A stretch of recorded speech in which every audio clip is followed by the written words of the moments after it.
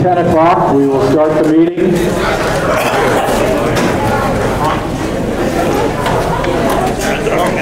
I was elected moderator at the last meeting, and the moderator position lasts until the start of the next meeting. I'm stepping down this year, so if there's no objection, I will start with Article 1 to elect a moderator for the ensuing year. Do we have any nominations? Yes. Mr. Moderator, I have a nomination. I'd like to move that we elect Rick Zamor as moderator for the 2015 town meeting. Second. Rick Zamor has been nominated. Second. And seconded. Do we have any further nominations? Seeing none, we will vote for Rick as moderator. All in favor, say aye. Aye. Those opposed, say nay. All right, I can go take my nap. No, you can't just yet. We have to just tell you first how much we have appreciated your amazing service to the town of Guilford over the past several years that you have moderated with incredible good humor, good perspective, calm in the face of fury, and we just are so grateful for you, Neil, for all you've done for Guilford. Thank you.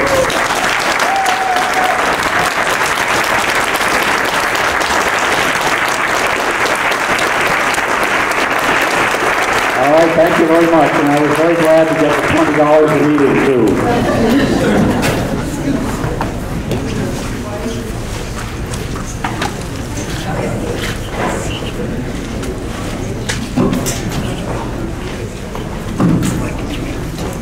Hi, I'm Rick Zamor. Thank you, Neil, for all your years of service, and thank you, Guilford. I will do my best for you. I will do my best for you. I'm Rick Zamor. Thank you for electing me. I am following Neil, Quinn, John Christensen, Arnold Clark, all tall guys, over 6 feet. And I don't know about you, but I am so glad that the select board decided to take a chance on a short guy for a change. Now, if there's no objection, I would like to suspend the rules to begin with and let Mike Hebert speak to us. I think he's got some good news. Is there any objection to letting Mike speak? Then come on up, Mike. Just try.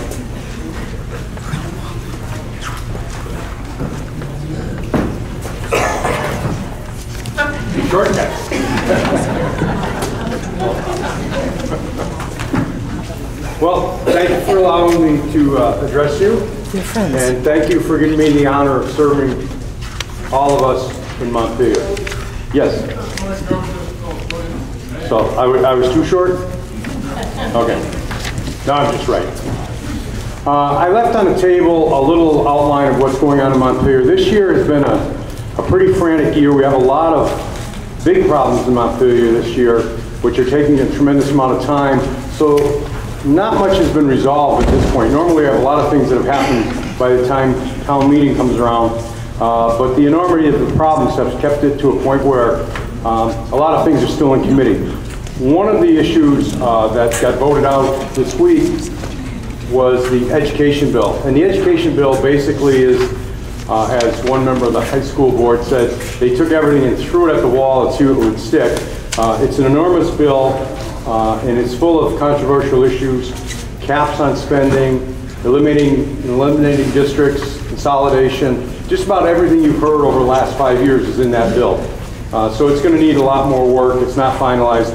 And I have received dozens of calls and emails on that. And that's something I'd like to also speak to. Is I do appreciate the calls and emails that I do get. I get cards, calls, emails. People come to the State House and visit. A lot of folks from Guilford. And it's important to me because that's how I know what the people I represent really want. If I don't hear from you, it's a guess. And I don't want to be guessing about what Guilford needs. You have now a new town administrator, and I hope to have as close a relationship with her as I did with Katie.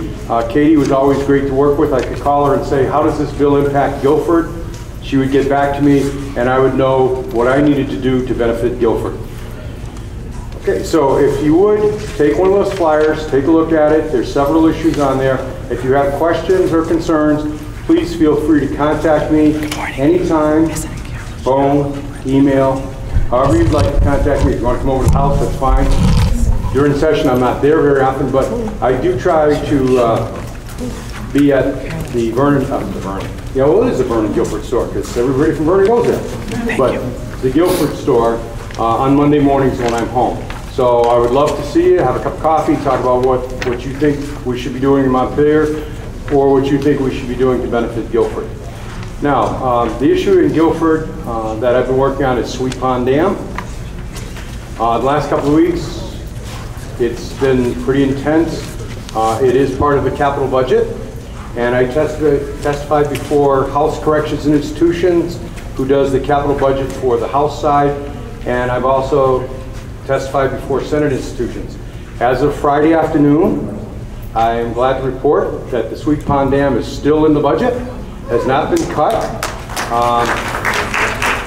Thank you, and it's in no small part what the citizens of this town have also done. I'm able to go to Montpelier and say, these people want this dam so much, and it is so important to us and to our community that they're actually selling cookies, cupcakes, and t-shirts to raise money for that dam.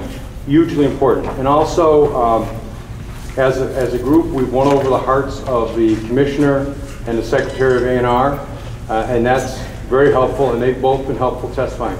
So as it stands right now, I'm very optimistic that Sweet Pond Dam will remain in the budget. Everyone assures me that it shall, unless there's some enormously odd thing that comes up. So the good news is it looks like probably 85% that at this point that will get Sweet Pond Dam. Until it's actually voted on the floor and I can call Linda Hecker and say, we did it, I will say it's 85%, but it looks pretty good. And there's good news on the bridge front also, and I think you can probably speak to that better than I. You've been more closely behind, right? The Green River, yeah. We intend to speak to Green River Covered Bridge under just general discussion, so we will get to it. And that's good news too, because that seems to be moving along well in the grant process. So at this point in time, I don't want to take a lot of time. You got a busy day. If anyone has a question or anything, I'm glad to answer it, or I'll be around throughout the morning if you have a question. Glad to meet with you. And again, take the information. It's got all my contact information. And it is very, very important that you contact me and other legislators to let them know how you feel, because you can influence the vote. Okay? Question? All set? Thank you.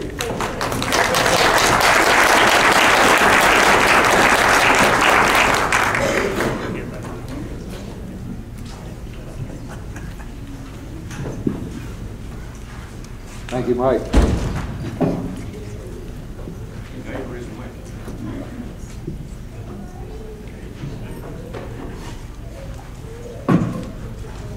Okay, Richard Davis has asked me to announce a community health needs assessment survey, which he'd like you to fill out if you would. It's at the Guilford Cares table. So now here's a brief discussion of the ground rules for town meeting, which most of you know. I'm doing this more for my own sake than yours. We'll go through the articles one by one. I'll read an article, then ask for a motion to put it on the floor and a second. Then I'll restate the article and ask for discussion. Whoever moved the article has the right to speak first, if they want to.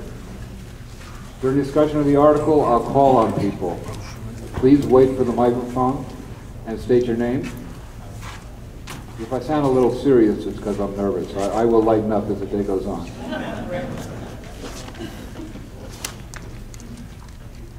If you've spoken once, you'll need to wait until everyone who's raised their hand has spoken before speaking again. But you do have the right to speak twice to an issue. Comments should be addressed only to speaking about the article or an amendment. We don't want to wander off into side issues. Amendments should not drastically change the intent of an article, because to do so would be unfair to people who are not here and can't vote on the change.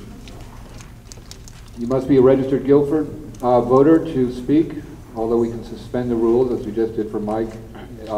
It takes a 2/3 vote, if it comes to a voice vote, to let someone who's not registered in town speak. Please address your comments to me or to the select board. This is especially important if debate becomes heated. We don't want people debating each other on the floor. Comments should address the merits of the issue under discussion and not stray from that focus. The time limit is 10 minutes, although that can be extended if there's no objection or by a voice vote. Debate may be cut off by a motion to call the question. Now, if you want to call the question, raise your hand, and I will call on you after I've called on everyone who raised their hand before you did. You cannot call the question just by shouting it out from the floor. If there's no motion to call the question, we'll discuss the article or the amendment until everyone has spoken, and then we will vote. I will restate the article and try to give a clear explanation of what we're voting on. And I may forget to do this, and I hope you'll remind me if I do. Then I'll ask for a voice vote, and if you want to vote in the affirmative, you say aye. If you oppose the article or the amendment, say nay. If one person requests it, we can have a division of the House, which means after a voice vote, we will re-vote by raising hands to get a more accurate count. And if 7 voters ask for a paper ballot, we will have one. And I think you all have your ballots. You know, my job is to help you accomplish the business before you. If you don't understand what's happening, or if you think what's happening is wrong, please let me know. And you have the right to challenge my rulings. Finally, let me say that I know how scary it can be to get up and speak in town meetings. You know, it took me 10 years of coming to these meetings before I got up and said anything. And I just want to encourage you to speak if you have something to say, and I will make it as easy for you as I can. This is your meeting, so thank you.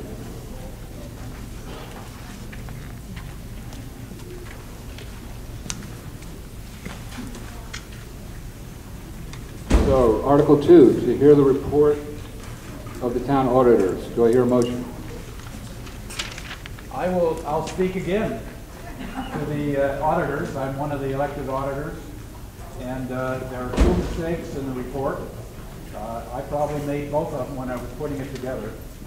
On page 11, under highway revenues, the fiscal 16 proposal should read 870,516 and not what was printed. And on page 85, I forgot to change the year in the heading from 2014 to 2015. Other than that, I would move that the report be accepted as printed. Second. Is there any discussion? Karen? Excuse me? You couldn't hear Neil? Oh, Neil, can you do it with the mic?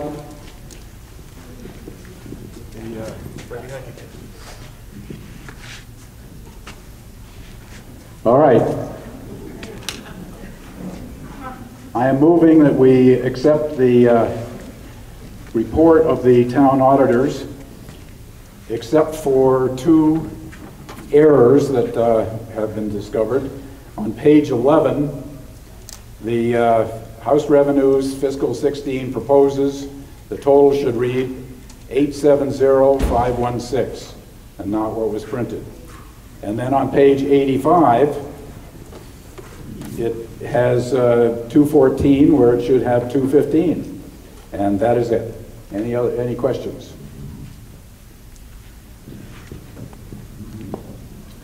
Is there any discussion? Do we have a second? Second. Okay. Any discussion? All right. right, we will vote on whether to accept the report of the auditors. All those in favor signify by saying aye. Aye. All opposed? And the motion is carried. Article 3, to hear a report on the library trustees. Do I have a motion?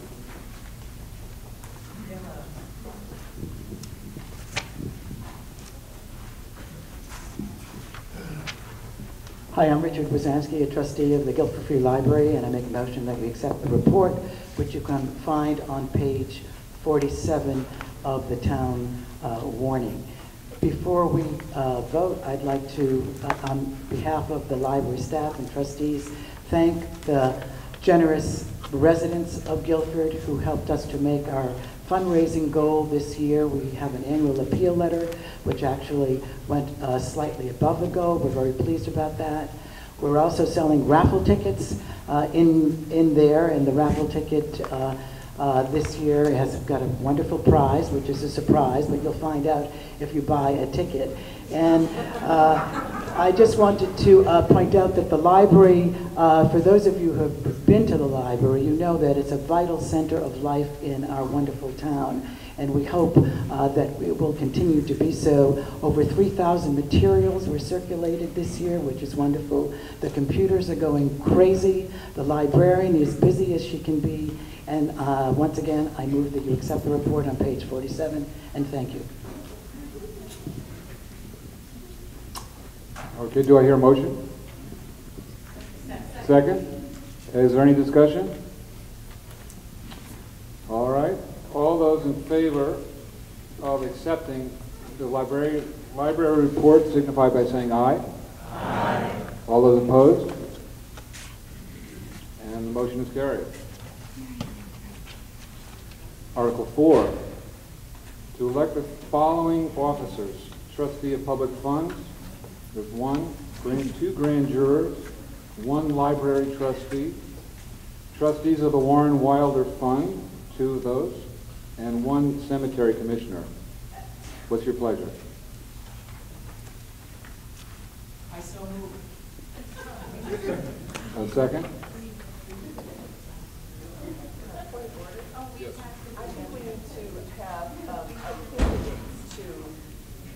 Yeah, I think we need candidates. Don't we need to have, I believe there are people who need to be, the names need to be filled in for each of those various offices.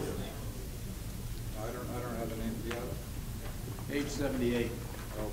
On page 78, it lists the town offices. Forgive me. So, yeah.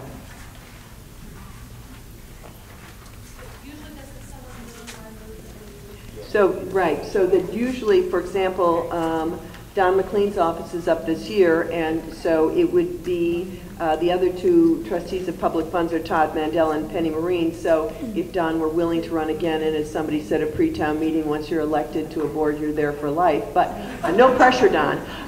If somebody would move to re-elect Don, or if there's somebody else who's interested, but in usual cases, each of these boards puts forth a nomination. Nominate Don McLean. Second. Don McLean for trustee of public funds. Grand jurors? I'll vote on one by one? Okay, excuse me. See, I'm finding my way here. Thank you. Thank you.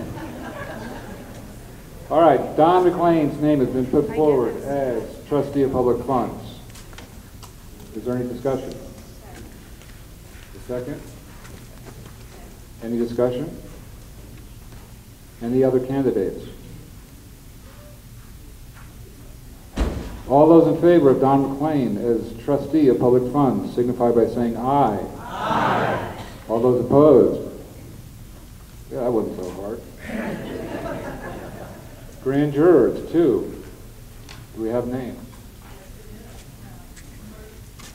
I move that we vote for Rick Garland as grand juror. And John Clay. Are there any other nominations? So we will vote on whether to elect Bert Garland and Don McLean as grand jurors. All those in favor say aye. Aye. All those opposed? And you have elected your grand jurors. Library trustee.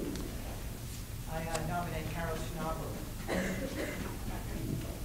Carol Schnabel has been nominated and seconded. Are there any other nominations? All those in favor of Carol Schnabel as library trustee signify by saying aye. Aye. All those opposed? And you've elected Carol Schnabel. Trustees of the Warren Wilder Fund, 1. Do I hear a nomination? 2, excuse me. Yes. I nominate Evelyn McLean and David Franklin as trustees of the Warren Wilder Fund. Okay, we've heard nomination for Evelyn McLean and Dave Franklin. David Franklin, yep. Are there any other nominations? Do I hear a second? Are there any other nominations? Okay, all those in favor of electing Evelyn McLean and David Franklin as trustees of the Warren Wilder Fund signify by saying aye. Aye. All those opposed? Okay, and 1 cemetery commissioner. Do I hear a nomination?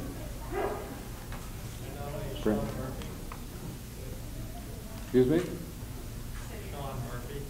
We have a nomination for Sean Murphy to be the cemetery commissioner. Seconded.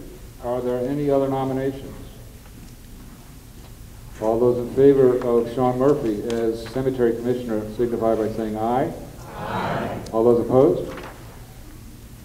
Okay, thank you. Article 4 is done.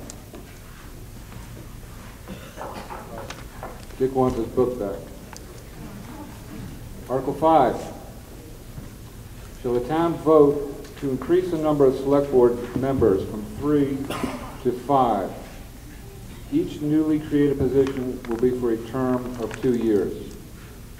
Mr. Moderator, I'd like to move that the town vote to approve the increase of the number of select board members from 3 to 5, each newly created position for a term of 2 years. And I'd be happy to speak to that article. Is there a second? This is an article that I actually suggested and was put on the warning with the approval of the select board, although it is not an article in which the select board as a whole is endorsing it. But my reasons for believing we should move from a 3 to a 5-member board really have to do with the increase in the workload over the past recent years and the fact that I believe that having more hands on deck would be a great benefit to us and also better represent our community. So, for example, we, Dick and Troy and I serve on a number of different, or attend a number of different meetings beyond select board meetings, whether it's Wyndham Solid Waste Management District that Troy attends faithfully, or Wyndham Regional Commission that Dick attends. I attend the Algiers Fire District. There's also Planning Commission. There are all these other commissions and meetings for us to attend. That's one piece of the work. There's also a lot of just groundwork involved as we manage grants or projects. And then there's the sort of nuts and bolts of keeping up-to-date ordinances as well as policies. All of those add up to a lot of hours, and I believe that we would be better served by having 5 people sharing this workload. So that is why I put that article forward. Any other discussion?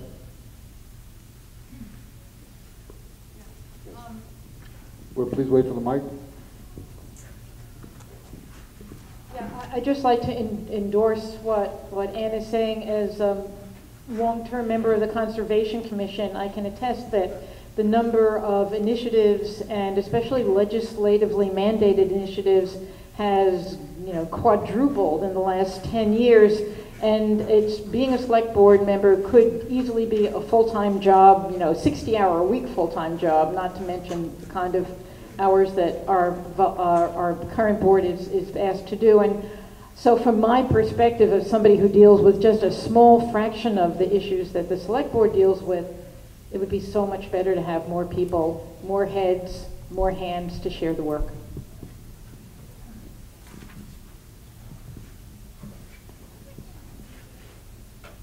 I wanted to speak toward that as well. I'm Veranda Porsche, and I'm on the Cemetery Commission.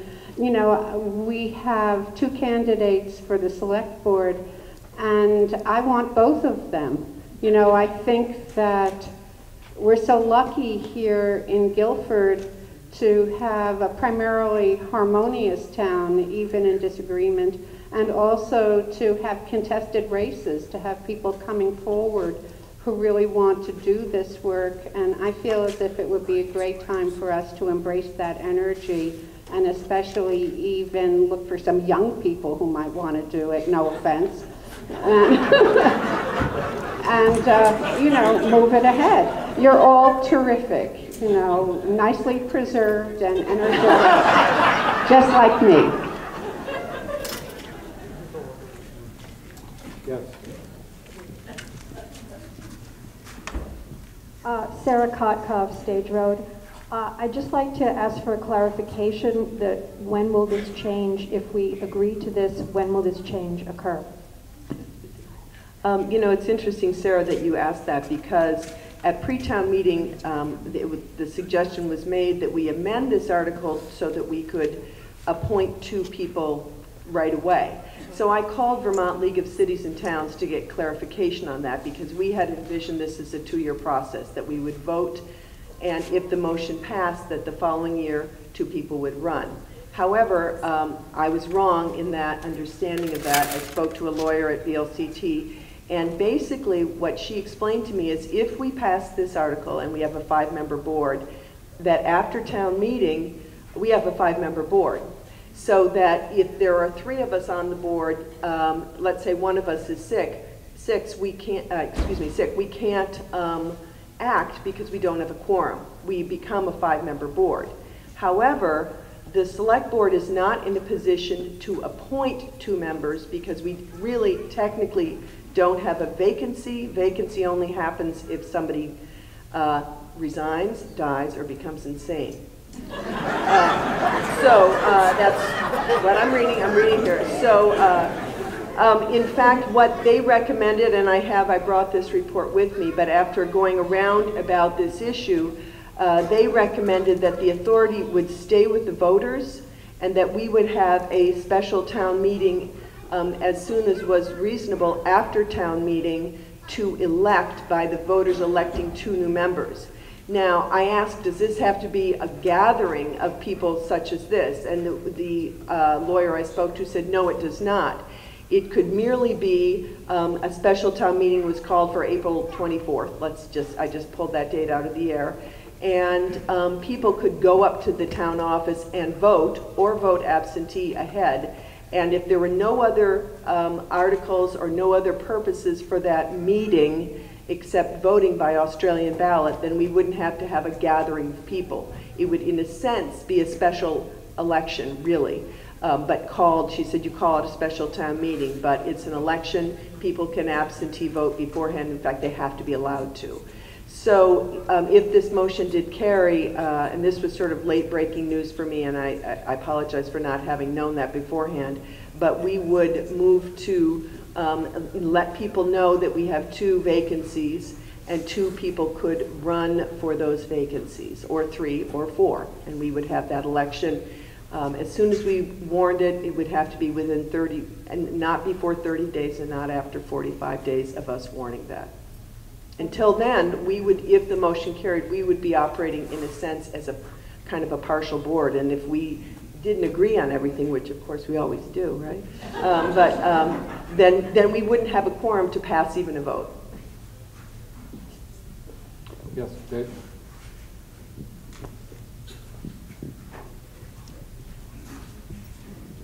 I notice on the bottom of page 7, select board's stipend at $3,900, which is about the cheapest help we can get for all the work you do. Is this going to be changed, or are you all going to take a cut so we can get 2 more on there?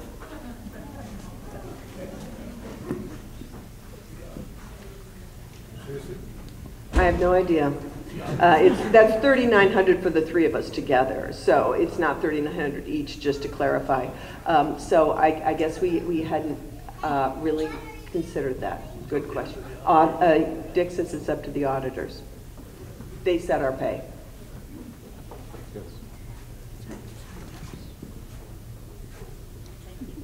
Laura Lewis, Melody Hill.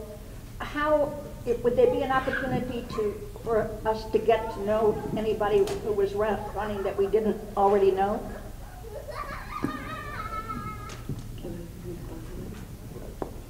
I would suggest the Front Porch Forum, perhaps letters in the paper, and Rick just suggested that you could have a public meeting, that people could attend with a chance for candidates to introduce themselves.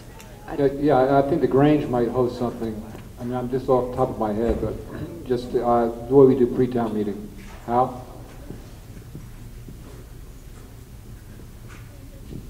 Hal Coons from the Stage Road.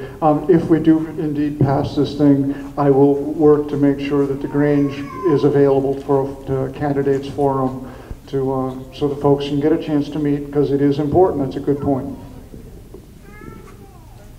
Yes. Just a question, is it possible to set a date for the changeover as opposed to it happening immediately after the meeting? In other words, is there any way that the current board could be effective before the changeover? I mean, I believe the current board would continue to have its regularly scheduled meetings, but if there were a disagreement among the board about a particular item that came up at a meeting, in a sense, we can't take action on that. And I was kind of joking, but kind of not. I would say most of our votes are by consensus. We rarely have a disagreement, so that we would continue to operate, but in as short a time frame as possible, so that we had our full complement as soon as we could. The question I have is it legally possible to set a date for the changeover to occur? In other words, can you say in your proposal here that that the board would be constituted of 5 members as of April 24th, or some other date than the immediate date? My question would be, and you might have got the answer from the attorney, I would think that people would have to get the same number of signatures to run for select board now as they do for our normal election, which would be 15% of the voters. 5%, I'm sorry. 1%? Well, whatever. It's more than a couple. But I mean, so we just can't say, oh, we're going to have a 5 select board member, and then tomorrow say, you can be select board members. I think there's a process we have to go through. And though obviously I'm against it, and I would strongly say if it passes that we put this off until next town meeting so that people have a chance to get out and campaign and get the signatures they need.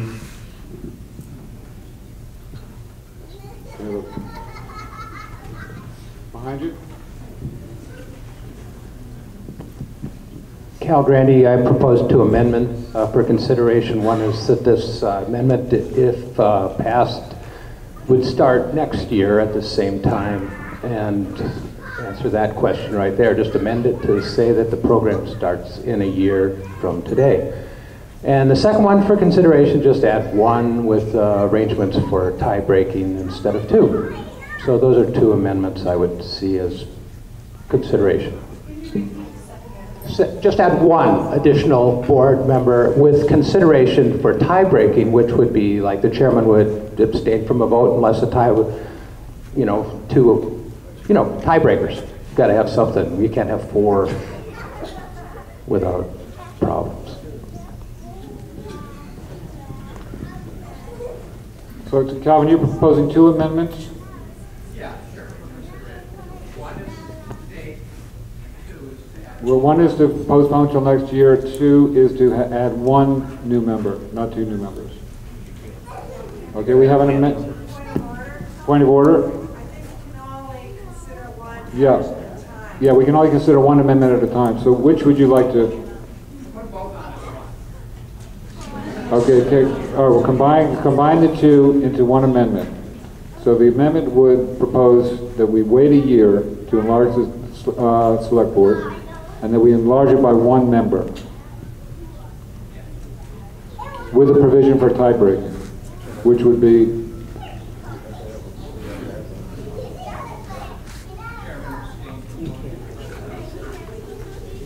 okay, to be determined. Any discussion? Second? Is there a second? Yes, there's a second. Okay, we have a second. Any discussion? Mr. Moderator, I'd like to speak against this amendment. My understanding from talking to the Vermont League of Cities and Towns is we might be in a tough position if we amend the article to be enacted next year. From what I understood from the lawyer, if you move to this five-member board, it becomes effective immediately. And they did say that you could have a four-member board, but you are laying yourself totally vulnerable to ties in that situation. Even if the lawyer said it was okay to postpone for a year, I'm going to tell you that I am strongly opposed to this, because I think that we have a lot of work ahead of us this year, and I would be very grateful to have another couple people on the board right away. Somebody mentioned we've had 2 people running this year already, so I'm hoping that either one of those who didn't get elected would be interested, and then someone else might step forward. So I would be grateful to have us move forward with this. And if I understand correctly, the VCLT says that if we pass this enlargement, whether it's 1 member, 2 members, it is effective immediately. So the quorum goes from 3 to whatever number is passed. So if we pass it today to take effect in a year, we have a year without a quorum, I believe. Yes, in the back? Did you want to speak in the back?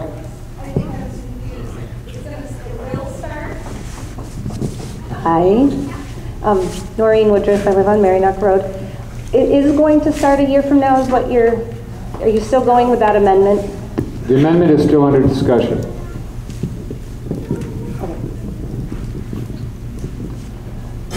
Yes, Richard. I would like to speak. Wait for the mic. Richard Wazansky, Packer Corners Road. I'd like to speak against the amendment as well. I think that if the selectmen feel that they need another 2 people to assist in the work that is continuing to grow for the select board, that we should support them and vote against this amendment and vote for the increase of the select board by 2 people to occur as soon as we vote in the affirmative. Is there anyone who would like to speak for the amendment? Calvin. Oh, and then Alex.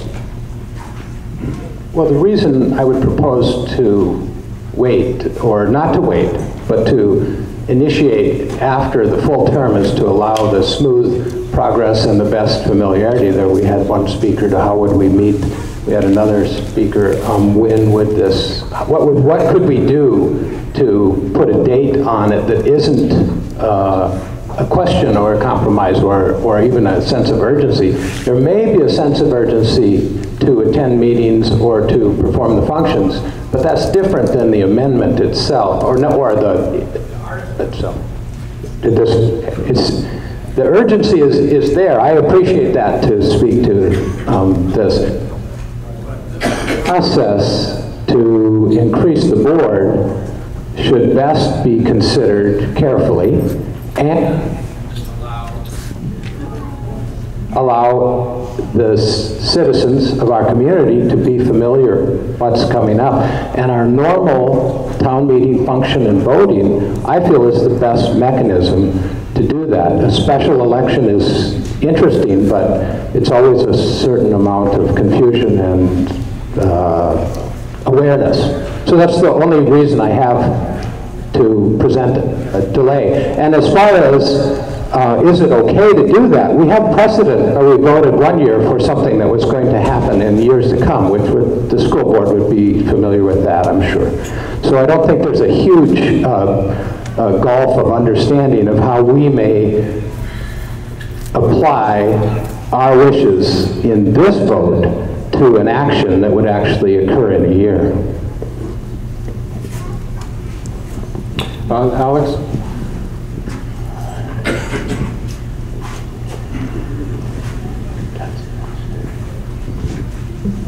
Alex Bella, Green River. I support the 5-member. It's the same price. 5 mines instead of 3. Doesn't cost us anything more. Why not right away? We have a Green River Bridge covered bridge construction coming up. We have another bridge down on Hale Road, wasn't there, Dick? I can't count the bridges that really need a little work. There really should be a list somewhere. There's a lot of it. Where's the dry well in your neighborhood? Because there isn't one in Green River. I know there's one right out here by the horse barn there for Squires'. But I guess there's one over by where they had Hollow Road. But how far does the fire department have to go to get water for you? Do you even know there's an option? For us to speak up and say, I think we should do this, we should do that, we might want to attend a few meetings. I'm fully aware of their workload. It's heavy. I often ask, is it worth it? I don't really want to go either, but I'm fully informed, and I appreciate the work they do. Steve?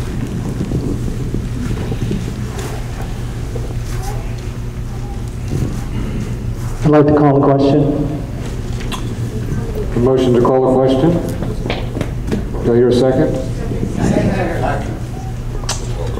All those in favor of calling? This is calling the question, yeah, on the amendment.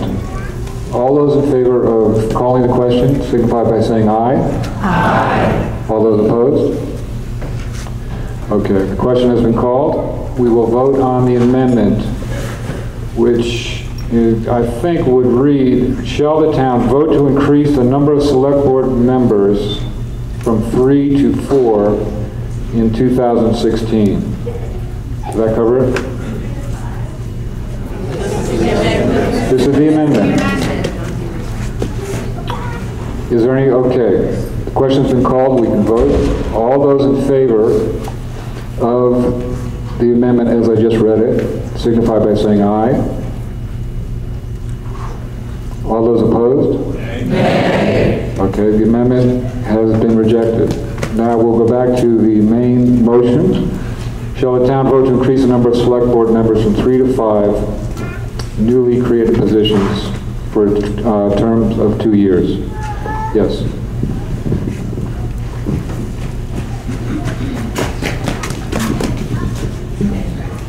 Jane Croft-Monley, Guilford Center Road. Dick, I think you said you were against it. I'd like to hear what you have to say about that.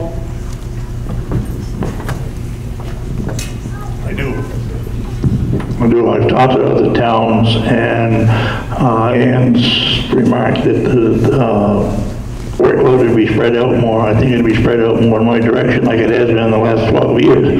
But I have a strange feeling the meetings would go longer, which may not be a bad thing.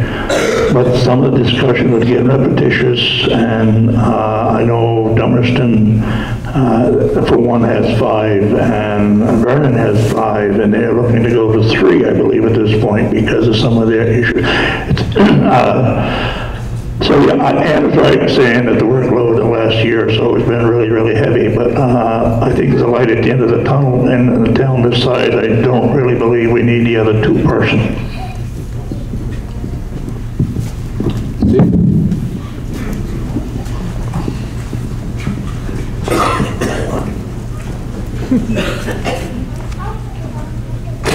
Thanks, we should get a hand for him too. I'd like to speak in favor of the amendment. If you look at the select board report, it says 2014 was a very busy year for the Guilford Select Board, and 2015 promises to be as well. And for any of you or us who have attended any of the meetings, been involved in anything this year, it is a substantial workload.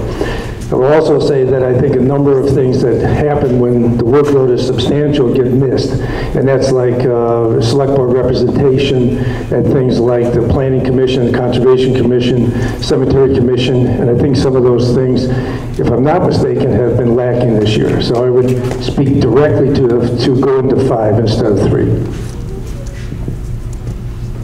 Tom? I just spoke to Mike Hebert a few minutes ago, and he said that proposal to go from 5 down to 3 in Vernon was defeated last night. Laura?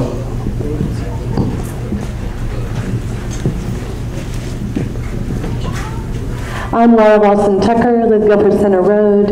I'm a trustee of the Guilford Free Library. Last year, all of us voted to increase the trustees of the library and by 1. And what I would say, and Dick, I want to say this to you, it actually, I have to say, our meetings are more efficient. And I don't think that other trustees can speak up if you agree or disagree, but I think that having one more person has helped us be more mindful of time, be more clear with agenda, and I think we're that much more productive, and there's a lot of work to be done. So to me, this is something that needs to happen, and I fully support it.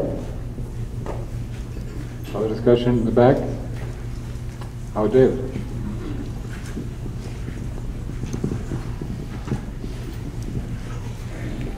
I'm David Franklin with Ed Hollow Road. One thing I was thinking was that instead of having the two-year terms, should they be staggered? So you're not electing 3 new members each every 2 years.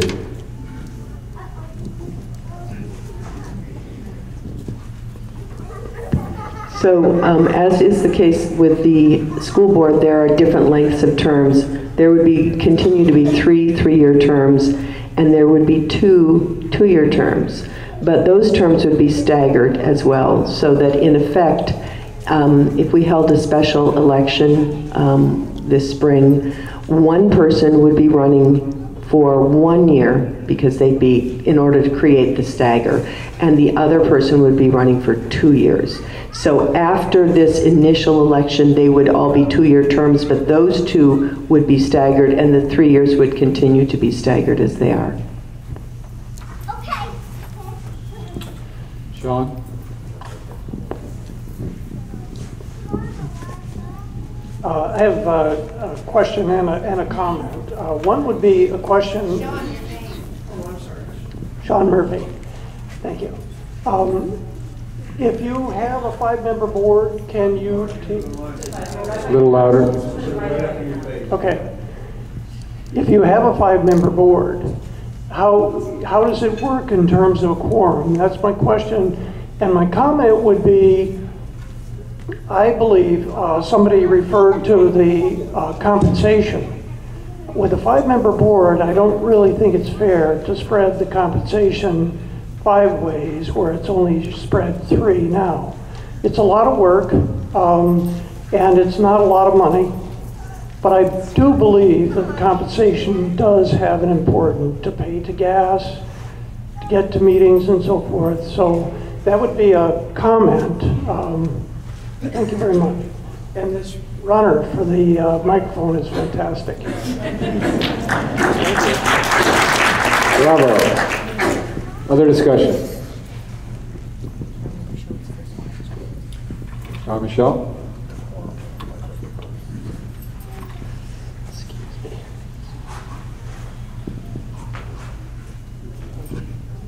Michelle Frazee, Guilford Center Road, and I'm speaking as the chair of the Planning Commission. We have a 9-member board. We run very strict meetings. We start right at 7 and we get out at 8:30 every single meeting.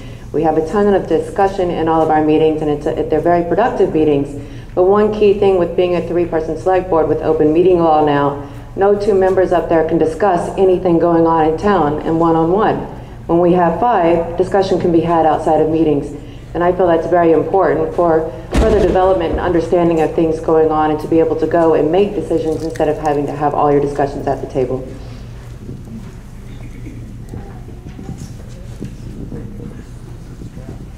Yes. Ann? I wanted to answer Sean's question about the quorum. In a 5-member board, a quorum would be 3. Yes, Steve.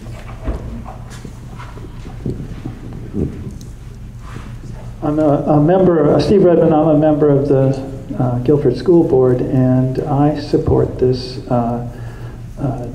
article. I think it's really hard for me to imagine the lack of, I guess, a variety of opinion that would be necessary if we had dropped down to 3 members. So I think I'm strongly support this change. Thank you. Bill? I'm Bill Murray from Weatherhead Hollow Road. I support the amendment, and I think that there's such unbelievable institutional memory on the board. The amount of knowledge that the 3 of you have of Guilford is astounding. And I think it's really important that we start to find some younger townspeople to serve on the Select Board, on the Wyndham Regional Commission, on the Planning Commission. I know it's happening, but I think it's really important that some of what you guys know is transferred to someone else. And I think by having 5 members on the board, it allows someone to get their feet wet, learn the ropes, and participate, and be in a position that when one of you get to the point, or 2 or 3 of you get to the point that you feel like you've done your part for the town, and you're ready to pass on to someone else, there's somebody who's been trained up and really knows what they're doing. So I really support this. Hal? Hal Coons on the Stage Road. Would it be in order for me to make an amendment to add the $2,600 compensation for the 2 additional members, just so we're putting the dollars and cents on this amendment, or on this motion? Is that okay with the Select Board? No. Oh, okay. I think that's a decision of the auditors, and rather, okay. so that would be made by the auditors. Okay, I just wanted to know. Okay, so I'm done.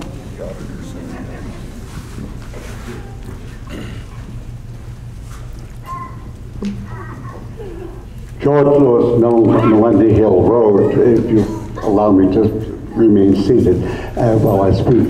I forcefully suggest that we move on this question of increasing the board, and then after that, spend time discussing compensation, how we'll do it and all. But let's get the question solved first before we fantasize about what else will happen. Are you calling the question? I call the question. Do we have a second? Second. Okay. Calling the question is not debatable. Takes a 2/3 vote. All those in favor of calling the question signify by... I think we're voting on ending debate. That's correct. Right. Oh, I'm sorry. Yeah, okay. Yeah, we're just going to end debate. That's all we're doing. And then we're going to vote on the article. All those in favor of ending debate signify by saying aye. Aye. All those opposed? Okay. You have called the question. We will now vote on Article 5. Shall the town vote to increase the number of select board members from 3 to 5, each newly created position for a term of 2 years, one to serve 1 year initially, the other to serve 2 years, so they'll be staggered. If you are in favor of this motion, please signify by saying aye. Aye. All those opposed?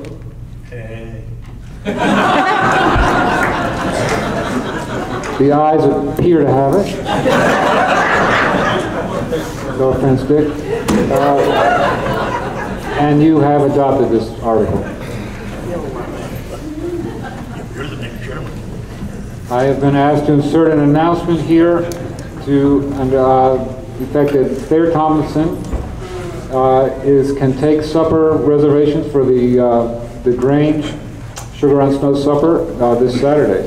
And I got the reservation list this week, or you can call the number on the sheet if you'd like to sign up for any reservation. very good. Not to be missed. Article 6. Shall the town vote to approve the public use of town parcel number 240 for the creation of a village common green and children's natural play area for enjoyment and educational purposes? The town of Guilford will not be responsible for any costs associated with development or ongoing maintenance. Do I hear a motion? So moved. Second? Second. Discussion. Andy?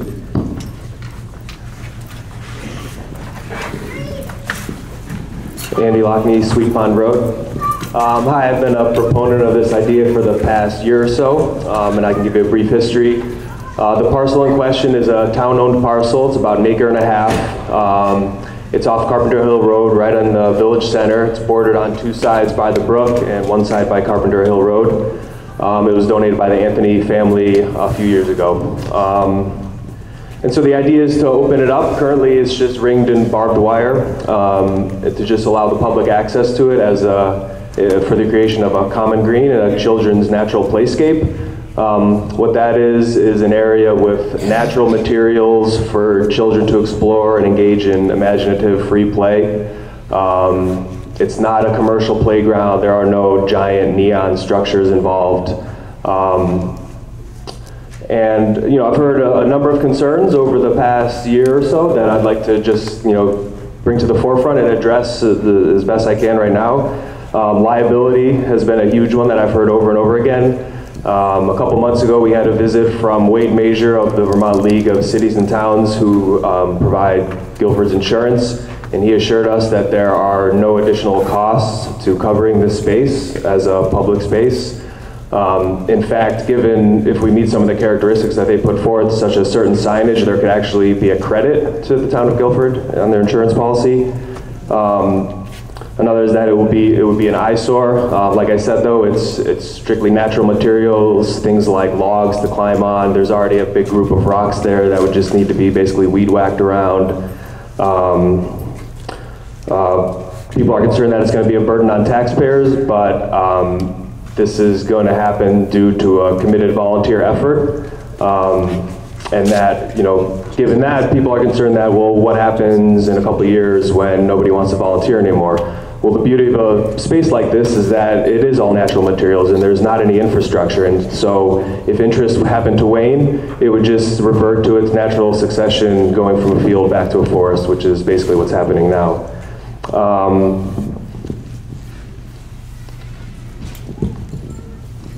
So I think, what can this space be? What will it be? I think ultimately that's up to the town. What we'd like to see happen is just have it open so that people can go experience it. I helped out with the Guilford Library Summer Camp last year, and we took the kids down to the space, and they just immediately migrated right to the brook and just had a great time jumping on the rocks and splashing around. And I think that just if people are granted access and they're able to be in the site and experience it, then they'll start to have ideas of some of the things that might be possible. I put forth a survey that about between 60 and 70 people responded to, and the top 3 things that people want to see there right now are picnic tables and benches, logs and rocks for climbing on, and loose natural materials for kids to build with and build little structures. So I think the point is to keep it low impact, low maintenance, and really the site is already has a lot of these characteristics that other towns are paying money to implement, water feature, rocks to climb on, things like that. Yeah, and I think, I see it as a traditional idea. The idea of common greens and village centers is as old as Vermont itself. And that the site will be designed with respect and recognition of Guilford's history with an eye on the future, but it could be a place where people really gather to have picnics and just experience the outdoors and allow mixed generations to interact. Yeah, and so I think we just want an opportunity to begin the process. My hunch is that it can be one of those things that you don't really realize you needed it or wanted it until it's there, and then as you're there, you hopefully won't be able to imagine what Guilford was like without it. So, thank you. Discussion. Steve.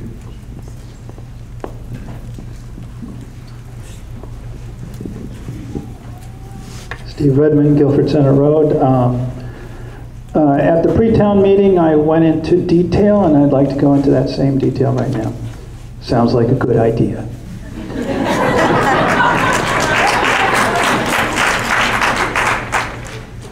Laura. I ditto that, and I want to add that, so those of us who are well-preserved, I hope we are, I'm really excited by this groundswell over the last few years of young energy, and it thrills me. So, hear, hear. Kathy.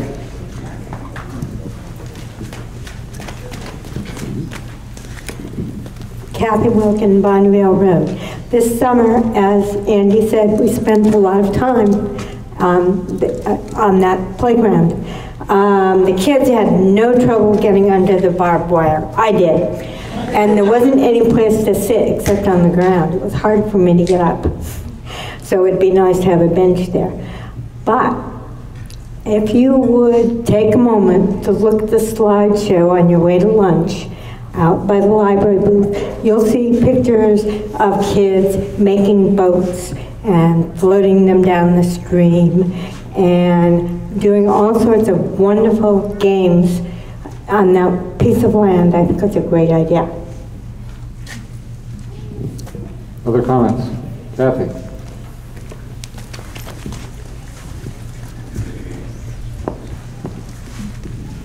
Thank you. I caution you, if you allow this proposal to go through, you will leave open every other parcel of land that is town-owned to any other group that's going to want to pursue something.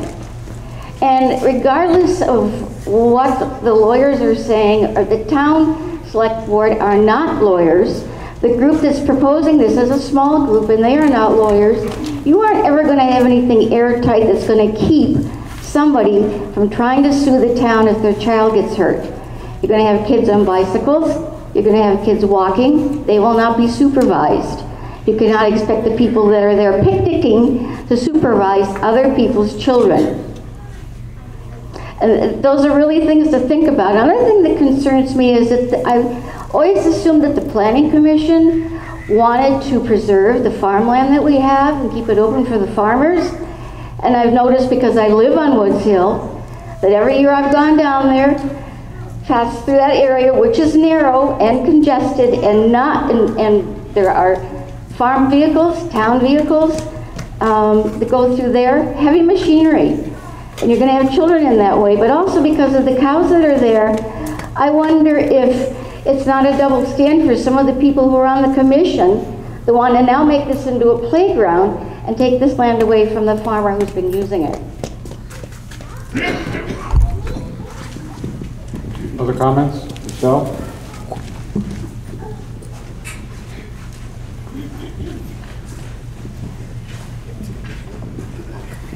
Michelle Brzee, speaking from the Planning Commission and separately as a community resident very much in support of this idea. The Planning Commission, correct, does want to save our agricultural land in town. It's 1.5 acres over there that's very rocky and hilly, is hardly agricultural land. Cows do graze over there on occasion, and we will be keeping the cows in mind as the fence gets rerouted. But it is a very small portion of land and does not affect that, so I want to respond to that. Also, as the curator at the Museum Historical Society, Guilford Center, for half of its time here, has had a common green in Guilford Center.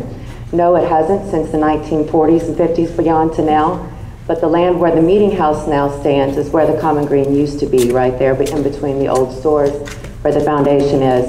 And because it's always been needed, from 1790 to now, life has been centered around the cultural and civic core in Guilford Center, opening up this small parcel for people to come together, for the school kids who spend time in the Andrew Weeks Trail and at the one-room schoolhouse and at the library and at the Grange and the meeting house and the museum. It's a place for them to stop and have lunch. It's a very small, low-impact idea. Nothing is going to be coming in that can't change and go back to nature as it was before.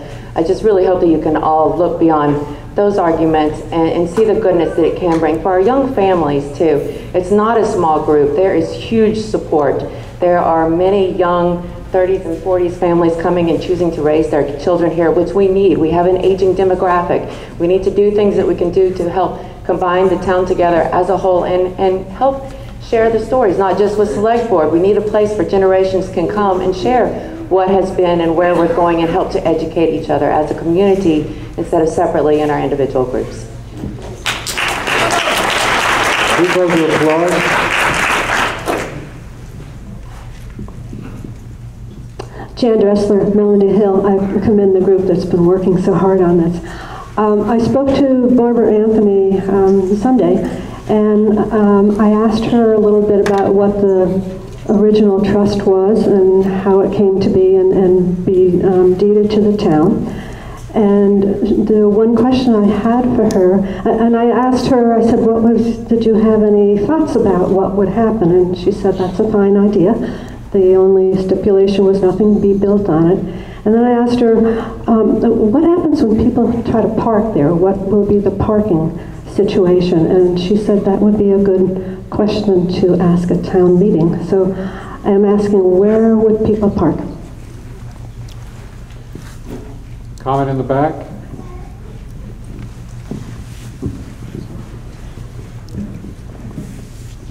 Chip Woodruff, Mary Nook Road. I think we have a place where most of this could happen. It's called the fairgrounds. That's all I got to say about it.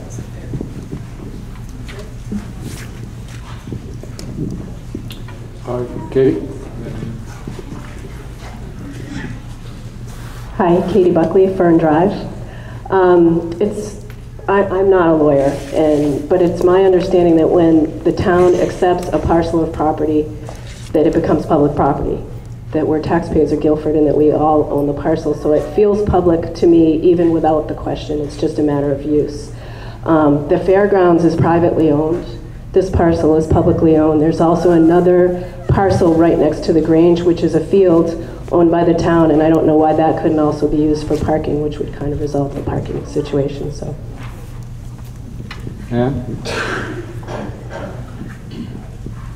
I wanted to speak in favor of this article. I echo what Michelle said about young families, but I also have the perspective of the well-preserved, that we are really, I want to do everything that we can to give young people the message that we want you to come to Guilford and raise your families here. This is a great town, and we have a great school, and I want to have more great students in our school.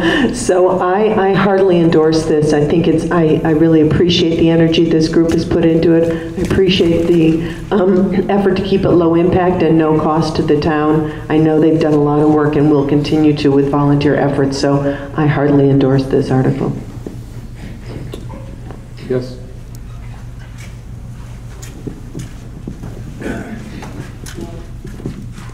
Sarah Kotkoff, Stage Road. I'm not a parent and I'm not a lawyer, but I am curious what this signage would say. We go to a dance studio and we have to sign something that says we will not sue them. Now, I'm just curious, you know, who is responsible if your kid's playing in the river and if your kid hits his head on a rock? I mean, I just would like some clarification on that. Michelle?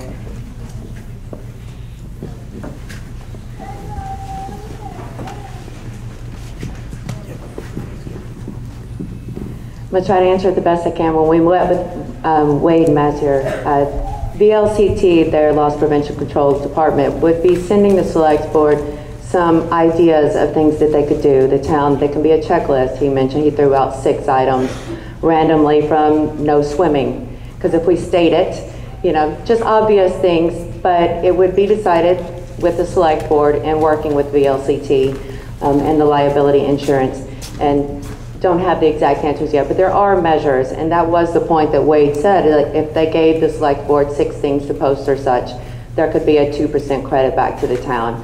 And I'm not wanting the money to be an issue at all, but just saying that VLCT strongly supports green spaces and community centers and are supportive of this project. They said it was a good idea even as he left. So.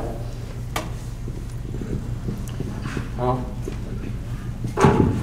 actually, I was at the meeting with Wade that Michelle was speaking about, and the parameters will be set up by the select board. No parking, use at your own risk, no use after dark, all of the stuff that should eliminate any liability. In today's world, it may not. That's our intent. The question is, if there is a suit filed, who pays for that? It won't be the league, it would be the town have to hire, the league advises us, but the town would have to hire their own attorney to fight any lawsuit. Al?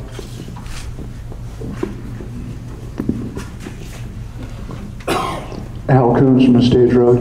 Is there anyone in the area here who can give us a sense of the flood history of this parcel? Just how often is it underwater? Is it ever underwater? Seems like a good thing to know.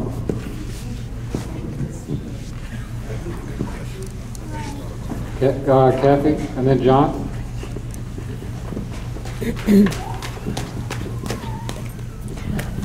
To answer the parking question, people are welcome to park at the library because it's a very short walk.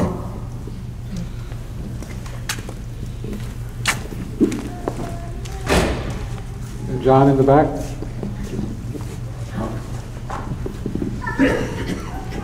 I'd like to call the question. Do I hear a second? Second. Okay, the question has been called. There's a 2/3 vote. All those in favor of calling the questions signify by saying aye. Aye. All those opposed? The question has been called and we will vote. Article 6. Shall the town vote to approve the public use of town parcel number 240 for the creation of a village common green and children's natural play area for enjoyment and educational purposes? The town of Guilford will not be responsible for any costs associated with development or ongoing maintenance. All those in favor signify by saying aye. Aye. All those opposed say nay. Nay. It appears that the ayes have it. The ayes have it, and you have adopted this article. Article 7.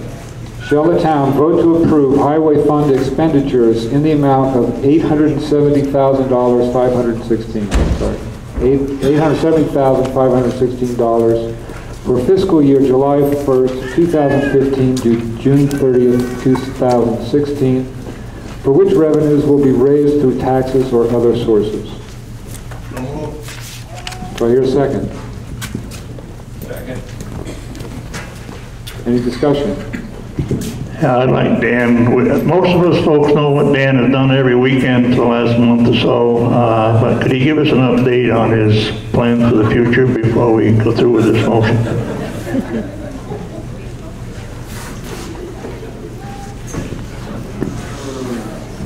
Hi, Dan Zambreski, I'm the road commissioner. Last year we cut our budget $60,000 on the paving, and this year you'll see we added it back in. You can't do a 2 mile of paving for $100,000 anymore. So, and also we added a bridge over on Hale Road. That's $60,000. That's added into the budget this year, and which needs to be replaced. And, that's why our budget's up a little bit. Plus the salt took a big jump. This year we've been in a pretty busy winter. My winter budget's about gone. And I just hope mud season ain't going to be like winter was, so could be in for a good mud season, so be prepared. And that's about it. I mean, everything's been going good. I got a good crew, and they do a good job, and pretty dedicated, and I like to give them a thanks. And all the storms we've been having have been on the weekend.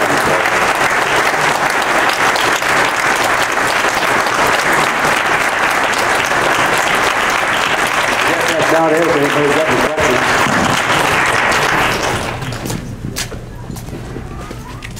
Are there any questions for Dan?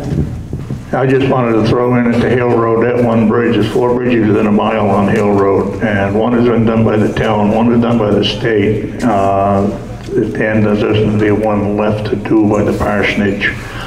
I don't know, I think that's in the Wyndham original plan. Alyssa, are you over there somewhere? But it's critical that gets done. That's a narrow road, gets a lot of traffic, and the bridges are basically half a lane. You have to just about crawl through them. So, and I'll add to Dan's thanks for the town crew, the good job they've done. And? I want to reiterate what Dan said. The last year we took 60,000 out of the retreatment budget because we had other big jumps and we wanted to offset them. You know, we kind of wonder if we should have done that because now we have to put that money back in. We need that money, as Dan said. So it creates kind of an artificial increase. In reality, the budget went up very, very little except for putting that money back in that we just took out to even things last year. So it's just to let you know that piece. Other comments? All right, hearing none, we will vote on Article 7. Shall the town vote to approve highway fund expenditures in the amount of $870,516 for fiscal year July 1, 2015 to June 30th, 2016, for which revenues will be raised through taxes and other sources? All those in favor signify by saying aye. Aye. All those opposed say nay. And you have adopted Article 7. Article 8. Shall the town vote to approve general fund expenditures in the amount of $998,326.50 for the fiscal year July 1st, 2015 to June 30th, 2016, for which revenues will be raised through taxes or other sources? Yes. I'm going to move this article, and hopefully after it's seconded, I'd like to amend it, but I think we have to have the motion on the floor before I can make the amendment. So I will move the article. And we have a second. Would you like to speak to the article? Yes, I would. I hope that people picked up as they came in this white sheet. I made a big sheet for pre-town meeting that I put on the wall, but I realized it wouldn't be big enough for everybody to see here, so we printed it out. Article 8 is, I just want to walk you through what happened. And on one side of this is some explanation. The amount stated in the article is $998,326.50. That is in fact the amount that would be the total of the general fund expenditures. But in Guilford, we take away, we subtract out of that amount the items that are in Articles 9, 10, 12, 13, and 14, and we vote on those separately. We inadvertently did not do that piece of subtraction. So that the article should read $722,831.50. And if you follow this, if you saw this, basically what I did was go through each article and subtract out the totals to get the correct amount of $722,831.50. So that I am amending the article to read that corrected amount. Any discussion? Any comments? We have all of that on a printed sheet. Yeah, there are printed sheets explaining what Ann just said, if anyone needs one.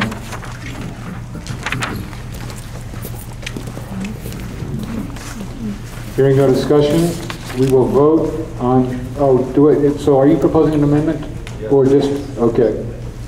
All right, we will vote on the amendment, which will read, shall the town vote to approve general fund expenditures in the amount of $722,831.50 for the fiscal year July 1, 2015 to June 30th, 2016, for which revenues will be raised through taxes and other sources. Is that correct? All those in favor say aye. Aye. All those opposed say nay. So that's the amendment. Now we vote again on the same thing, or did I just screw up here? So now we vote on the amended article. Okay, we take the same vote again, basically. Article 8.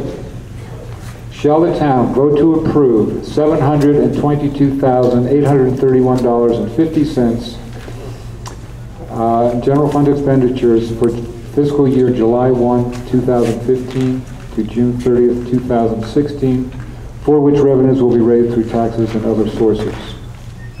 All those in favor say aye. Aye. All those opposed say nay. Do I need to read it again? No, you don't. Okay, I move the number. Article 9. So now we're going to go and put back in some of the funds that were, or all the funds that were taken out.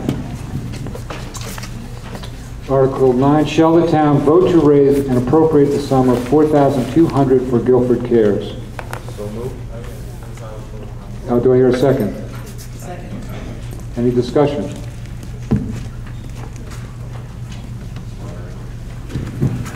As everyone knows, Guilford Cares is a program here in town that helps a lot of people out. I mean, from the, as some people have said, well-seasoned to some of the younger ones in town. I think it's a great program. I know Richard was working with it for a while and everything like that. Now it's Leah. I can't remember Leah's last name. She just talked to me. Gessler, that's it. Thank you very much. So I would like to see this passed because it's I just believe it's a great program in our town. And the reason this article was separated out, which was asked at town meeting, it is not an increase from last year. However, we have a policy that if a human service organization increases their request, that for 3 years after that increase, that it be separated out. So that's why it's not lumped in with the other human services request. any other discussion or comments? Okay, hearing none, we will vote on Article 9. Shall the town vote to raise and appropriate the sum of $4,200 for Guilford Cares? All those in favor say aye. Aye. All those opposed say nay. And the ayes have it, and you have adopted Article 9. Article 10. Shall the town vote to continue membership in the Wyndham Regional Commission and raise and appropriate the sum of $3,957 to defray the town's share of its expense? So do I hear a second? Second. Okay, any comment? Bill?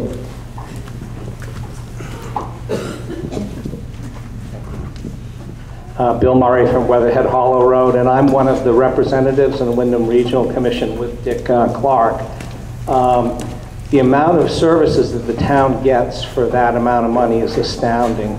And part of why I voted for the putting 5 select board members in is the number of emails and legislative directives that cross through my email from Wyndham Regional has increased so markedly over the 10 years I've been doing this that I'm just thrilled that we're getting as much from Wyndham Regional as we are for the price we're getting it.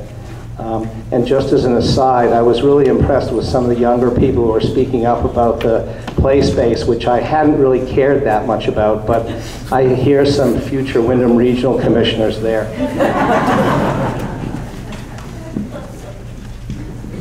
Al? Just speaking as a planning commission member, we could not have done our work without Wyndham Regional Commission, and we had a lot of work to do, and they have been a godsend. Any other comments? Linda Hecker, sorry. Same ditto here, speaking for the Conservation Commission, we could not have done our work either on ancient roads or the town plan without Wyndham Regional, and they are incredibly attentive to every detail of both kind of legal and natural resources concerns that impact Guilford directly. Yeah. Well, I'll add to the heaping on of praise, but as we, at the Select Board, they've helped us with many issues, but certainly their help and leadership in the Green River Covered Bridge work has been just tremendous, and we've really appreciated it. Any other comments?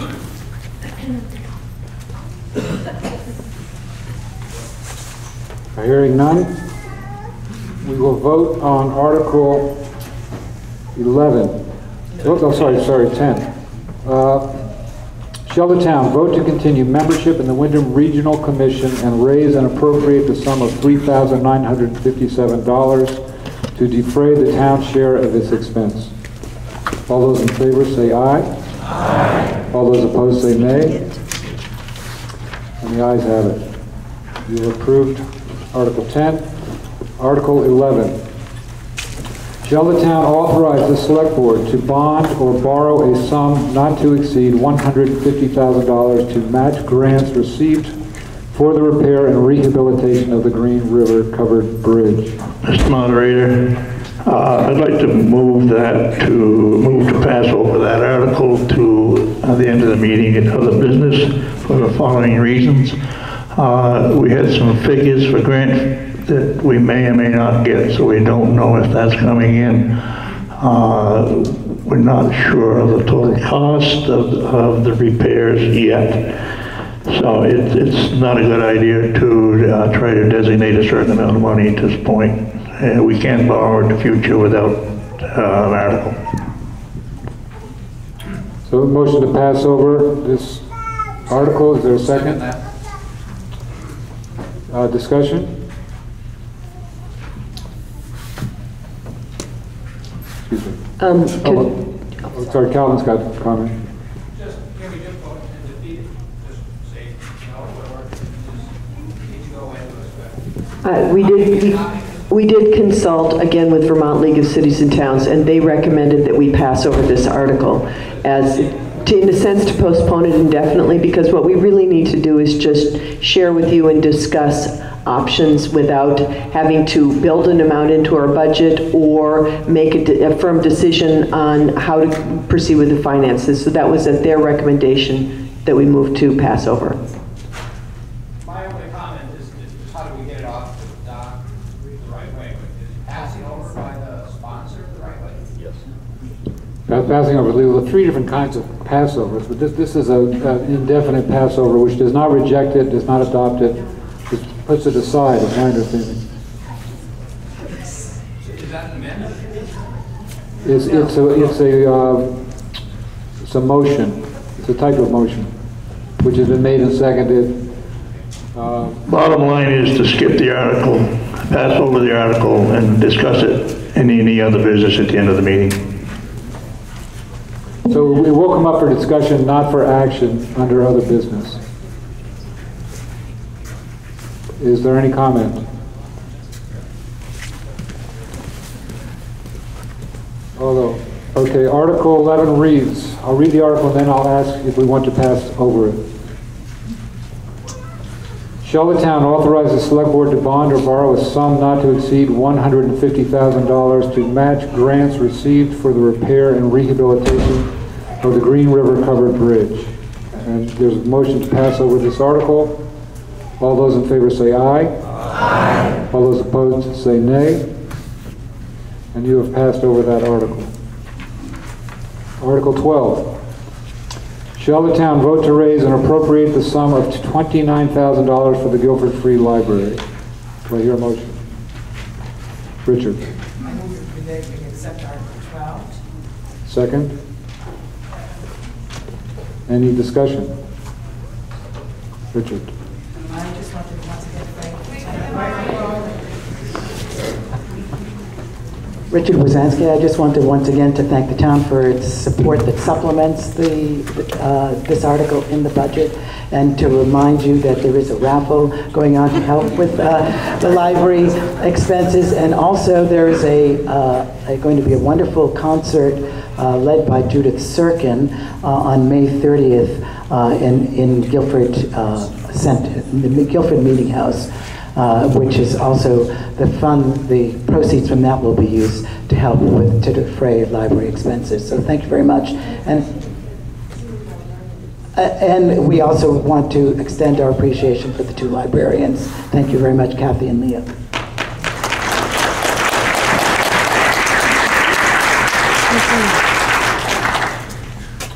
Any other discussion? Okay, Article 12. Shall the town vote to raise and appropriate the sum of $29,000 for the Guilford Free Library? All those in favor say aye. Aye. All those opposed say nay. And you have passed Article 12. Article 13.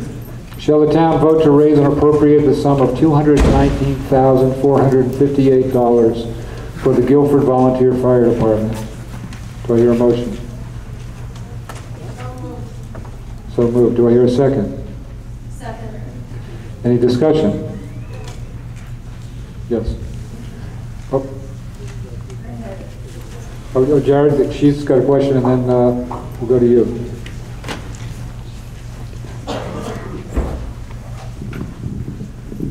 My name is Marilyn Stone. I live on Sweet Pond Road.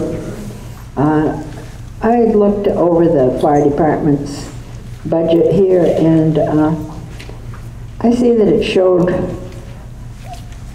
less expenses than income of $26,848, and yet this does not show in the checking account. And also wondered why they were asking for almost $18,000 more than last year and not figuring in the donations that they usually get. And also I'd like to know why they have so many assets and how they get those.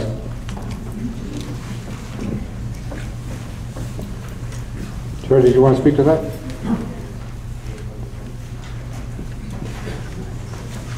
Oh, Neil. This may be up to me.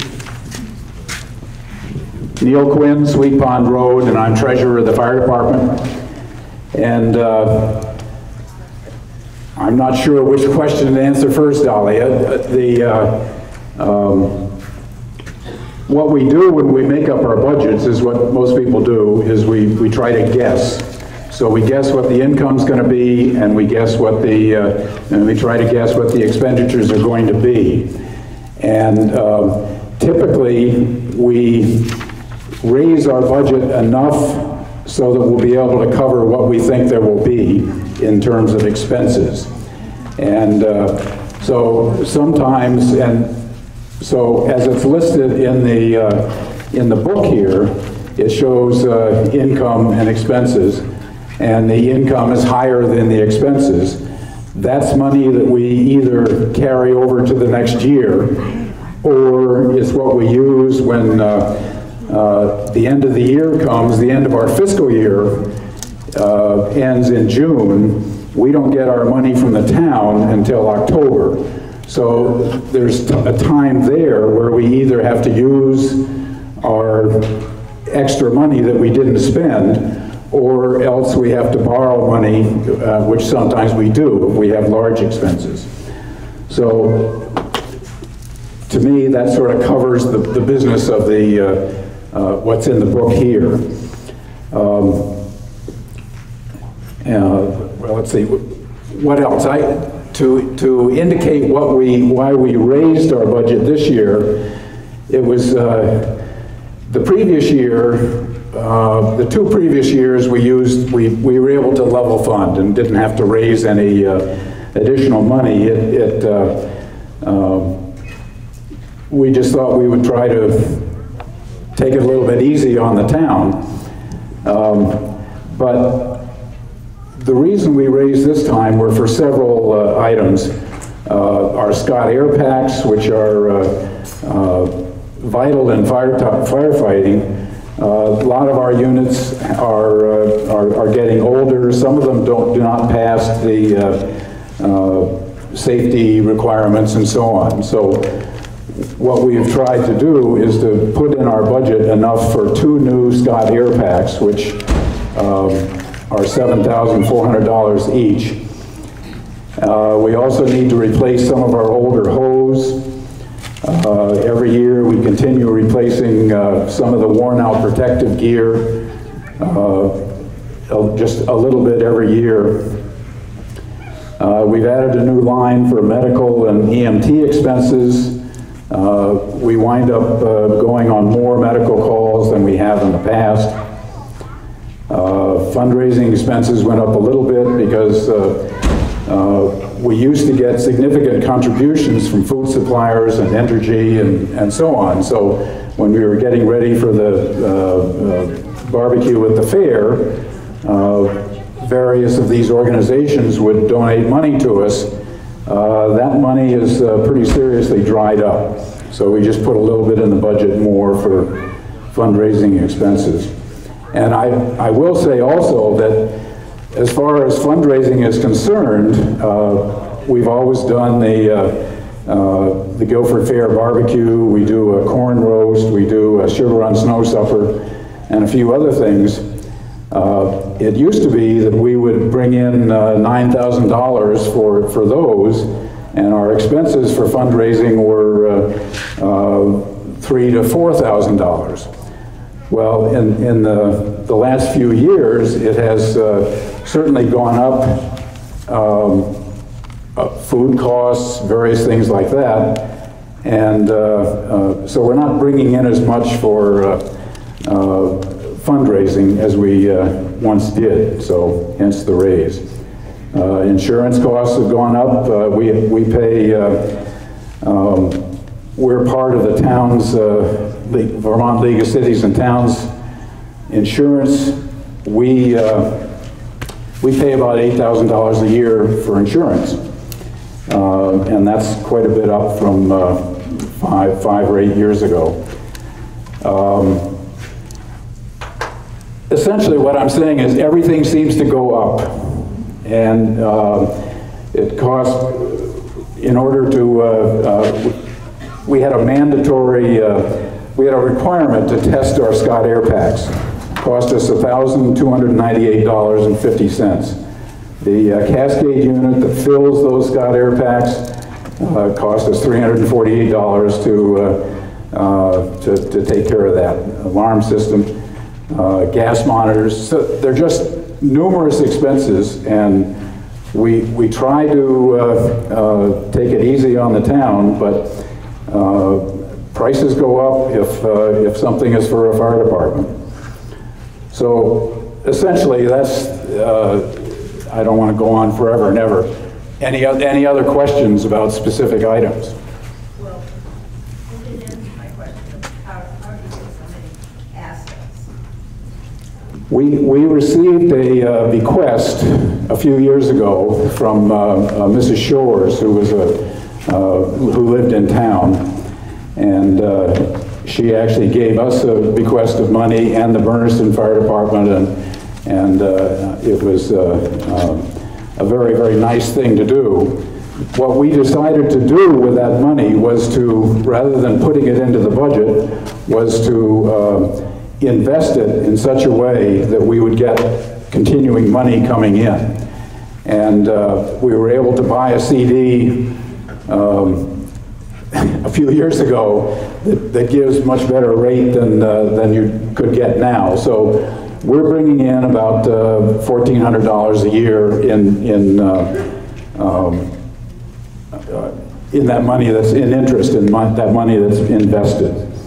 We also have set up that money in such a way that we put some of the interest back into the fund so that it's continuing to appreciate. And a certain amount of that interest we set aside for projects. So it goes into our budget. So this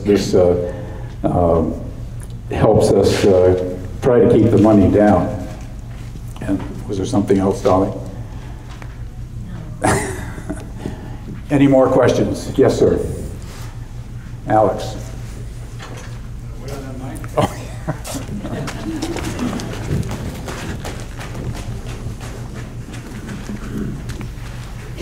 Alex Bell, Green River.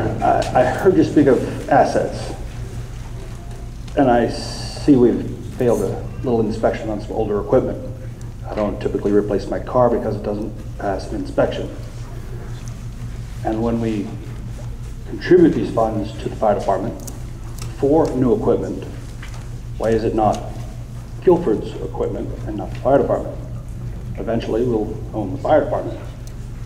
Yes, it'll still be volunteer, but those are assets of the town, not necessarily the fire department. That asset of a gift, a bequest, earning you $1,400, it's really small compared to what your fundraising is doing. You're spending more on fundraising than you're actually earning on it. I just wanted to point those things out, that your assets are yours after we, the taxpayers, pay for them.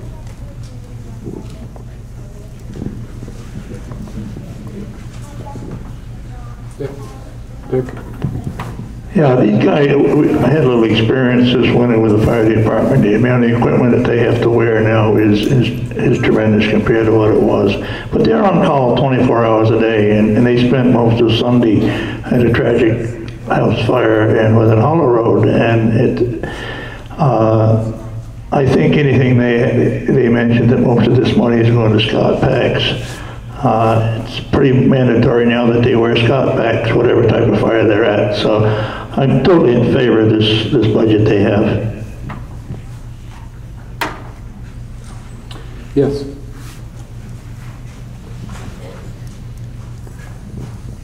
I second what Dick said. Lucy Sparblase, I had a very serious house fire last summer, and the fire department was absolutely outstanding, and I'd like to commend both the fire department and the Guilford Fire Auxiliary for their professional work, even though they are all volunteers.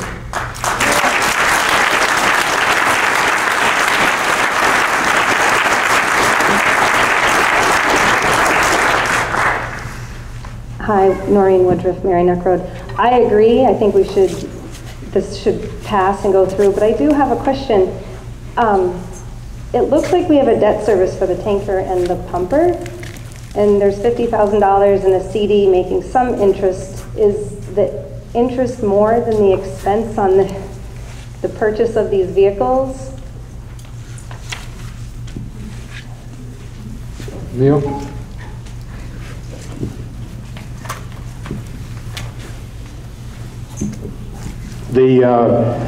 These trucks, we usually buy them with a loan or whatever at a good rate because we're a governmental operation. And the answer essentially is no. They're generally a 3 or 4% interest on those loans. Well, I think that's pretty much the answer. Jackie. Jackie Gaines.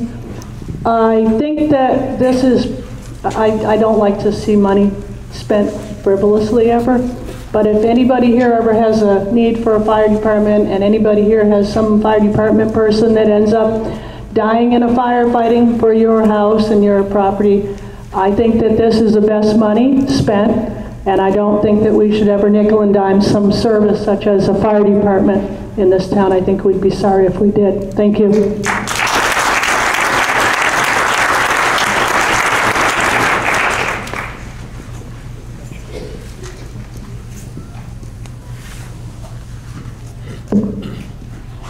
Well, I'm Al Franklin. I've been around a few years. But one thing I would like to tell you people is, every time you cut a budget, you add it on to next year's budget because you've got to make up for it. If you don't give the men the amount, and that was a mistake the select board did themselves last year, was cut the budget on the roads, and now they've got to make it up. But if you don't, they keep going down. The same with the fire department equipment. Now, yeah, it belongs to the fire department, you say. But the town, the fire department is the town, and the people that are volunteering for it are working for nothing and risking their lives, and I don't think we can argue that they should have the best equipment they can get.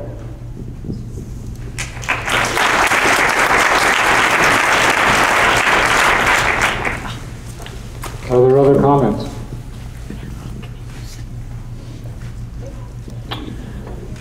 Okay, seeing none, we will vote.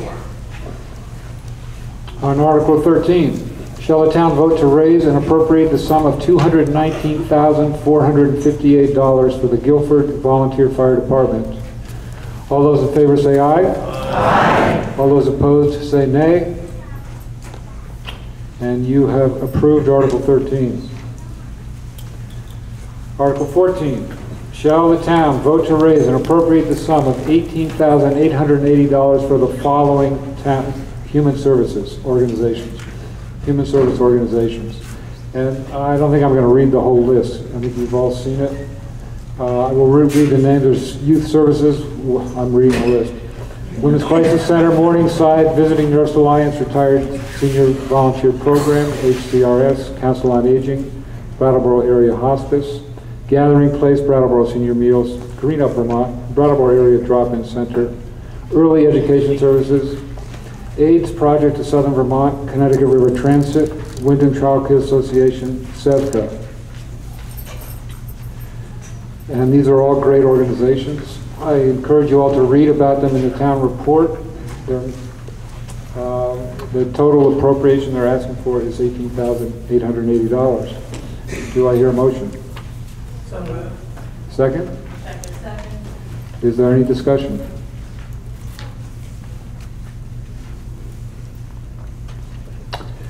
Hearing none, we will vote on Article 14. Shall the town vote to raise and appropriate the sum of $18,880 for the following human service organizations? And you have the list. All those in favor say aye. Aye. All those opposed say nay. And you have approved Article 14. Article 15. Shall the town collect its taxes through the treasurer without discount? Interest at 1% per month or fraction thereof will be discharged after October 15th. Do I hear a motion? So moved. Second? Second. Any discussion?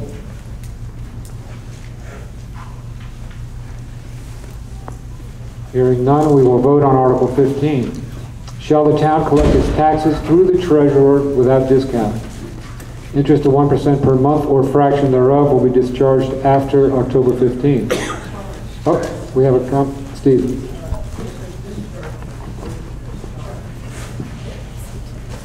Use the microphone, please.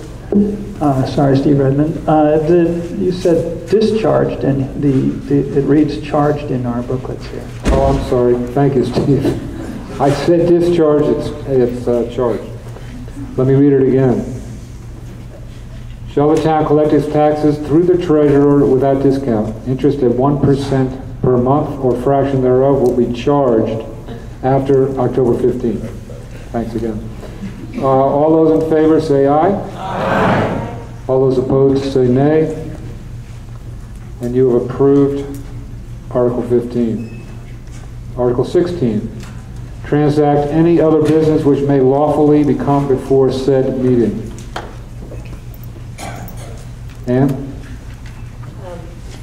I have two items which are just informational items, and the first one is that I just want to officially introduce to you Becky Stone, who's our new town administrator.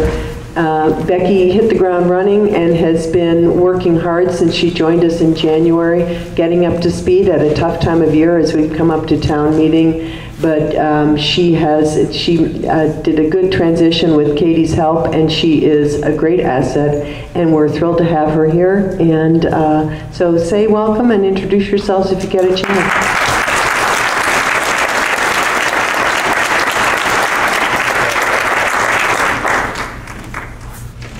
The other item I wanted to talk about, which we mentioned before, is the status of the Green River Covered Bridge work. Basically, we have, as I mentioned, we've had huge support from Wyndham Regional on this. Matt Mann has been helping us with this project, but just so you know where we are right now, On March 11th, there is a state covered bridge committee meeting in which they will consider our efforts to move forward with both maintenance and repair of the Green River covered bridge to bring it back up to an 8-ton live load rating. We also will have the consideration of our District 2 Vermont VTrans, Vermont Transportation person, Administrator Mark Pickering, who is supporting and hoping that we will get a grant for $175,000 to add to the monies that we have received in grants thus far, which total about roughly 315,000.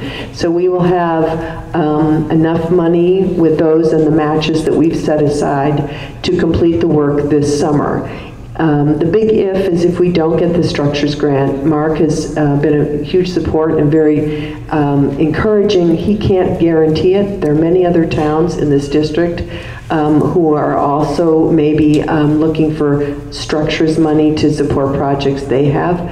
But because of our critical need of being able to get access to people on the other side of the bridge who have vehicles larger than 4 tons, such as people delivering oil or ambulances, or any emergency vehicles, that is certainly will weigh heavily on that decision. So we are hopeful.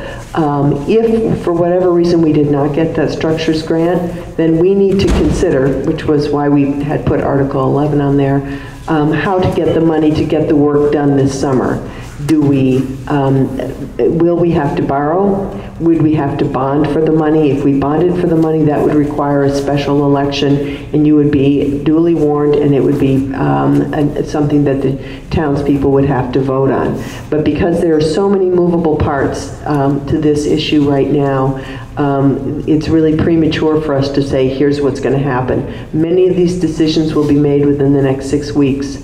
And we'll have more information for you. And we're very hopeful.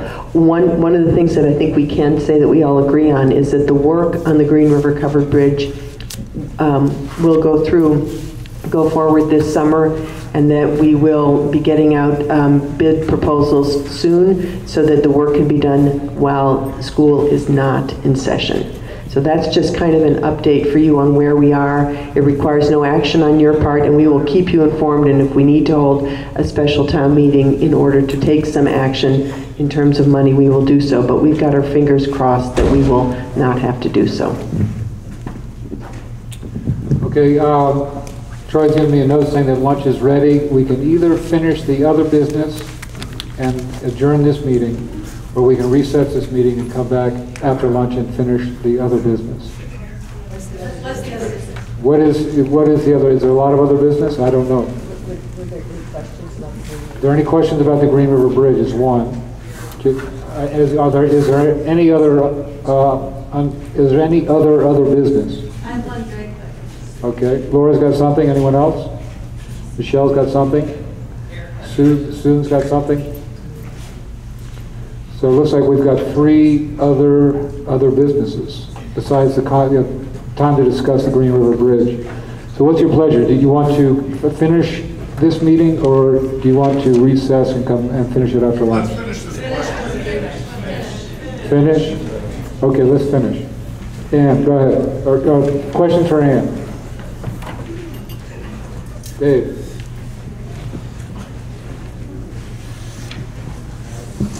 I'm David Franklin. I'm just wondering how many more years we're going to kick the can down the road and not build us a new bridge. This one was built 100 years or more ago, and nobody could have fathomed what we put across that bridge in the last 100 years.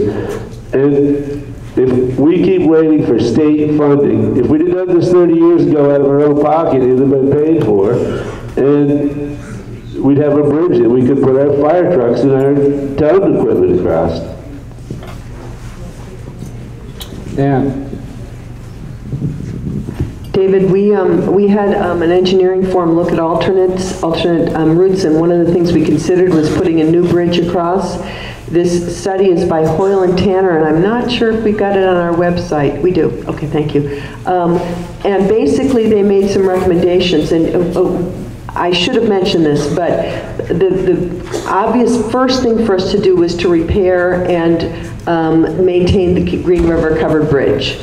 But we also voted at the same time to explore the possibility of creating a new route that would use the existing bridge, which is west of, is that right? Which is towards Heinsberg Road, whichever direction that is. There's a bridge over there so that an alternative route would be created without having to build a new bridge.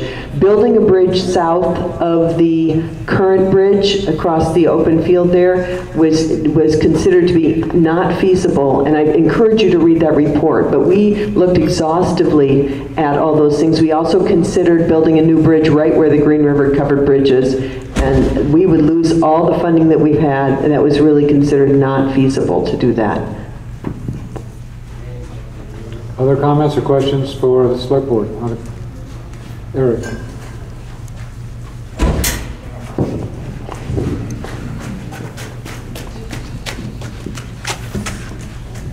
Eric Morse, North Belden Hill Road. So since everything is on such a short time frame, if you want to get going this summer, and a special meeting could be necessary, would it be possible to have the special meeting about increasing the select board and the special meeting about a bond at the same time? I just thought of that this morning. And as I said, we're hoping a special town meeting won't be necessary, but if it is, I think it would make sense to combine them, yeah.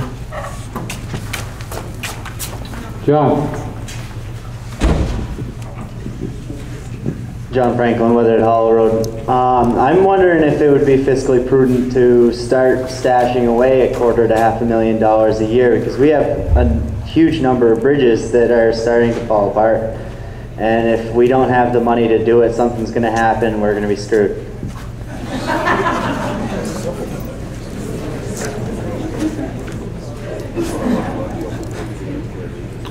Other comments on the Green River Bridge? All right, other business? Laura.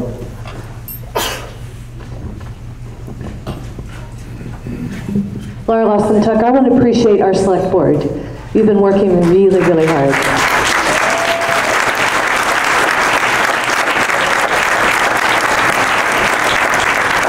Susan. I'm Susan James. I live on Weatherhead Hollow, and since this is appreciation time, I'd like to thank the fire department. They were fabulous. My son's house is probably totally destroyed. That fire was so hot and so dangerous. It was really remarkable. Nobody was hurt. I really want to thank Jared, whose helmet started to melt just as soon as he went in the house. And they were just fabulous. Thanks so much.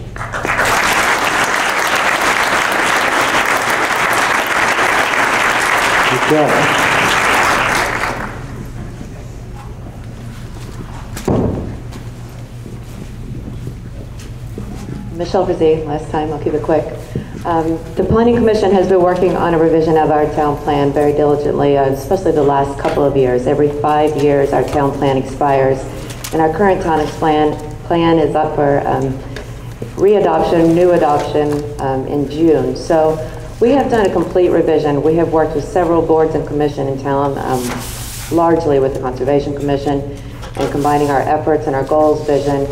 And I want to urge each and every one of you to pay attention to the Reform to the Commons, the Country Store, the Grange. We will be posting signs and hosting a forum coming up in April for a town-wide comment, and I'd love to see a turnout like this. We really are trying to represent everyone in town, and there's a lot of new information in our town plan this time. So please stay tuned, and in the end of April, come join us at the Grange to talk about our town plan revision. Thank you.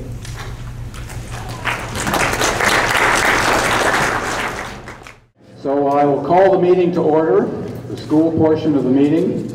And once again, I am retiring, so we will be, what I would like to do, in spite of what it says in the report, is if there's no objection, I will start with Article 2, which is the election of a moderator.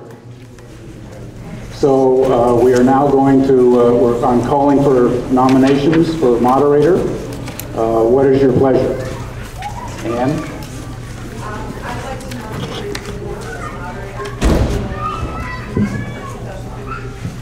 We have Rick Seymour nominated. Do we have any other nominations?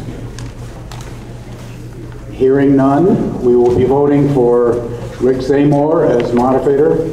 All in favor of Rick, say aye. Aye. Those opposed, say nay. The ayes have it, and you're on.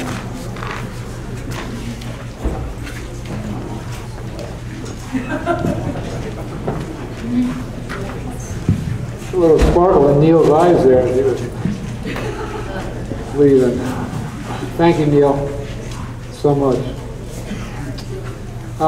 With your permission, if there's no objection, I'd like to suspend the rules and allow, well, actually, first we've got to draw the prize for the library. Are we ready to do that? Do we have a system in place to draw the prize? I'm not going to draw it. Stir that pot.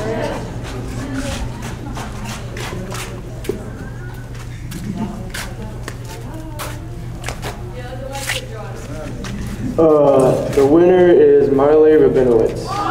Marley!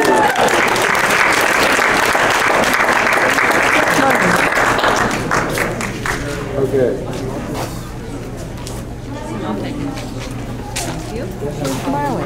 Thank you. That's great. Thank you, Jenna. The meeting was started and I didn't see you. Okay, people, now we're not going to do over the raffle drawing. With your permission, I'd like to suspend the rules and allow a non-registered voter to address us, Ron Straley, from the school district. And then afterwards, I also believe there's someone from the Sheriff's Department who wants to talk to us. But Ron will speak and take questions. Are you on, Ron? Oh, no prepared remarks? Okay. We could give implied permission in case there is. Well, okay, does anyone object to Ron answering questions when the time comes? Okay. Thank you. And is a sheriff's deputy here who wanted to address the... There you are. Can we give him a microphone?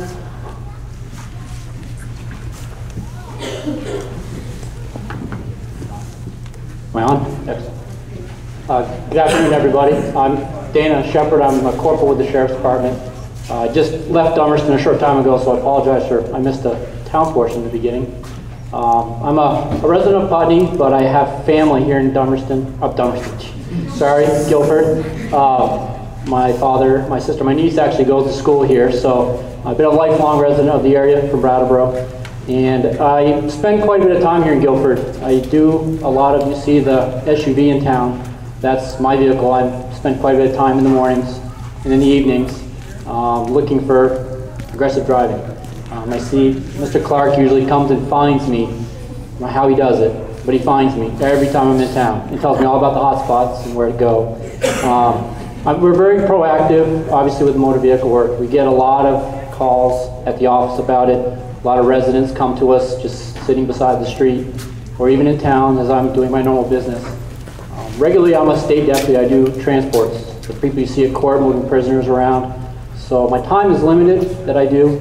And we have deputies individually that come out and also spend some time in your towns, which the town selectmen can follow on our website. We have a town reporting system. And everything we do is tracked. So there's not a time where there's a phantom deputy out there.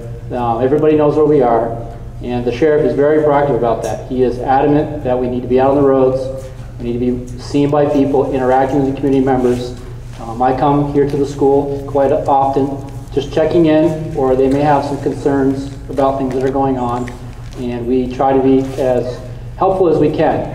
Obviously, we have a small budget here in town, so we are able to help by myself or my captain will come into town, and it doesn't affect anything. We come in, we do our business, and we leave, and we simply track our time here. It's the STARS reports, the town report, but it doesn't add any cost. It's free, in essence, for he and I to come into town and help. So I do that as often and as frequently as I can. We have a lot of programs that are going on. We've opened the 24-hour dispatch, so now if you call our office 24/7, somebody will always answer the phone. And there may be a complaint that we can handle immediately. It might be a complaint that a person asks to follow up on a following day. But if it's an emergency, we still ask for you to call 911. Or if we do have a deputy in town, we'll respond. So even if it's something that's going to take quite a bit of time to handle, we will respond immediately as an emergency, and then we'll get assistance to come in. So we have some systems right now, or not systems, but programs that the sheriff started as a pilot. Obviously, as we all know, costs are becoming a problem. There's a really large deficit at the state. Sheriff Clark has gone about a home monitoring program. Basically, if you are arrested and held by the court on bail, he actually can have you come out of the jail, you'll put on a GPS unit, and we will monitor you from your home. Whereas now we've taken you out of the correctional center, which is costing a considerable amount of money for that one individual. We can now put them back in their homes. We actually can watch their movement 24 hours a day, 7 days a week. And I have an iPad that can watch them. I can be home, I could be in Texas on an extradition, and I can pull up my iPad and I can open that system and see a person in his home. Or if he's not in his home, a little red dot comes on, and we actually will immediately respond to that person.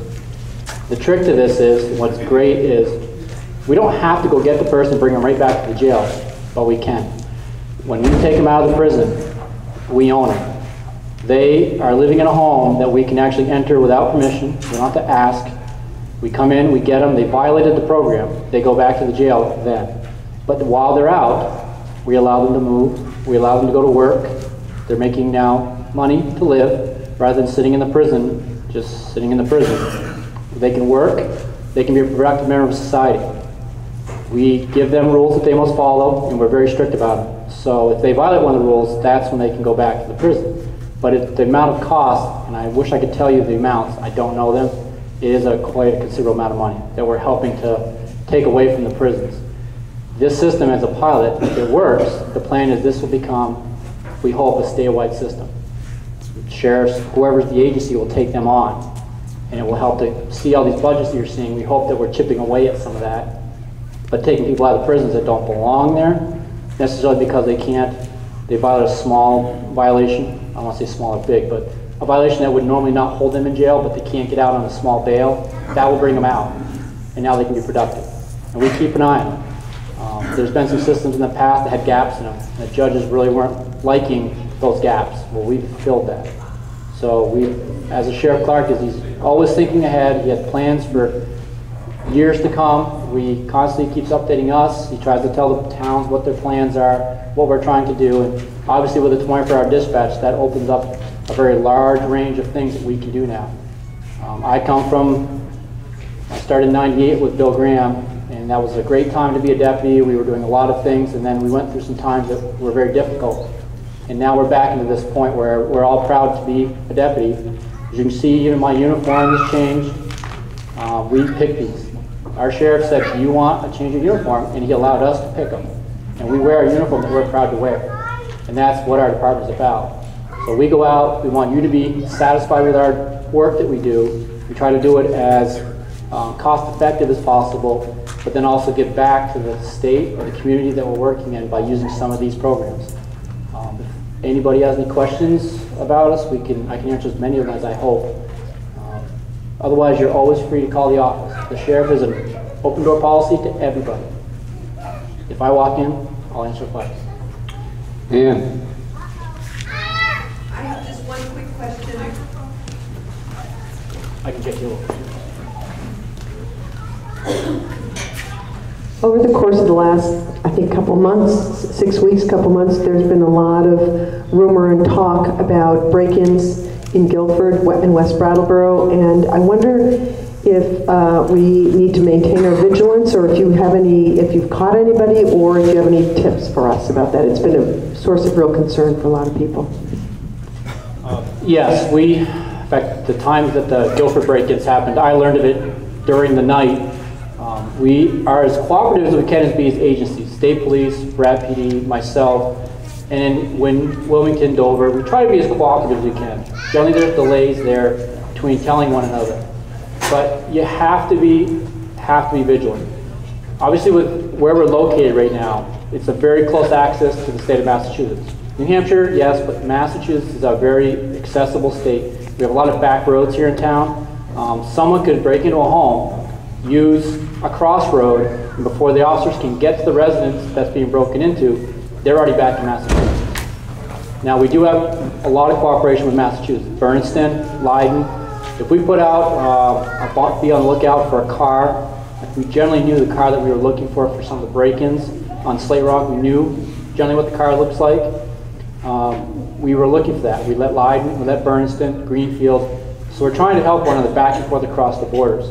But if, in fact, the very day that break-in happened in Slate Rock, I came into Guilford on my own time working. I hit as many roads as I could find in Guilford. I know the town of Guilford very well. I looked around some of the back roads.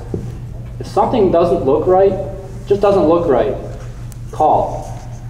Call the state police, call the sheriff's department, and call somebody and say, this just doesn't look right. This car doesn't belong here. We'll come and look. If you can get a description of the vehicle, even give us some idea if it's a plate, like a New Hampshire plate, a Mass plate, something just to help us to watch for that vehicle. Because as we're traveling to that call, we could pass that car and not realize it because someone didn't give us enough of a description. I know one of the break-ins, the person was home, which is highly unusual. Normally homes are targeted because they're unoccupied at the time. Nobody's there to catch them. That's why they're there. Particularly one of them, because one was home. She actually came into the basement and there was another person standing in the basement. You gotta, on those cases, dial 911. Just dial 911, get someone on the phone, tell them I got someone in my basement. And try to be as vigilant about what you see so that we know what we're coming to and we don't pass by that person unbeknownst to us that that's the one just broke into your home. Working in court, I hear a lot of testimony about what people at burglaries do, why they do it. One in particular, he would drive around town with all his friends and they would look for children's toys. Because children's toys means there's electronics, there's TV, this is a family. They're going to have all our high dollar items inside. Xboxes, video game systems, things that they can take to Massachusetts and turn around and make quite a bit of profit off it. So little things that you don't think about, maybe leave a light on in the house, things that make the home look occupied. That's what they're targeting. So there's no way to say this is exactly what they're looking for every single time. They might send somebody in. The story goes, the woman that broke into the home was looking for her dog. That's what she told the occupant of the home. My dog is missing. Why was she looking for the dog in the basement? So you just got to kind of key on things like that. Just pay attention. They'll have a story if you catch them. We catch up to them. We know the games. We're going to play around a little bit, try to figure out why they're there. But you're in a very high-prone area because how close you are to other border states. They can jump back and forth across these borders on these back roads. And it makes it difficult for us to track them down. So we generally can get descriptions of cars. I actually think I saw the car for one of the burglaries in Brattleboro shortly before the burglary. I didn't know that, obviously, but then it turns out later that day I get an email of a description. I'm like, I saw that car at a residence in Brattleboro only 30 minutes before these burglaries occurred. So I was able then to feed that information back to the officers and say, this is a car that you told me about was at a particular home that we know has these kind of involvements. So that kind of information is important. And we try to follow up on it as much as we can. So hope that helps give people a little bit of information. Anybody else? Thank you very much. Alice, did you want to read a statement from the board? Or? Not necessarily a statement. Just want to thank the board this year for a fantastic year. We've had a lot of interesting conversations, a lot of time spent together, and as I said at pre-town meeting, without the team that are up here, we couldn't have been as successful as we have been. And we have tried to keep our meetings to an hour, not always, but to an hour. I highly encourage the community to come to our meetings the first and third Monday at 6:30 in the evening. We don't see too many people there, so we assume that we're doing a good job. The more people that come, the better informed we are when we get to this day here. We know what's going on. I also highly encourage you, if you're interested in volunteering within the school, don't hesitate to call the office. We can always use volunteers throughout the school, whether it be the library, art, music, sports programs. We just have so many needs within the school that we have such a great variety of people here in the Guilford community that we all pull together, and it's a great asset for our school and our children. So I think that without further ado, let's begin the day. Okay. Okay, this is Article 1, to elect all necessary town school district officers for the ensuing year. 1 school director for a 3-year term and 2 school directors for 1-year terms. 1 Brattleboro Union High School District Number 6 director for a 3-year term by Australian ballot. Now Neil tells me that this is not up for discussion. This is really just part of the warning. So if there's no objection, I'd like to move on to Article 3. Okay, Article 3, to see if the town school district will authorize the board to borrow money in anticipation of taxes. Do I hear a motion? So moved. Second? Brenda, second. Any discussion?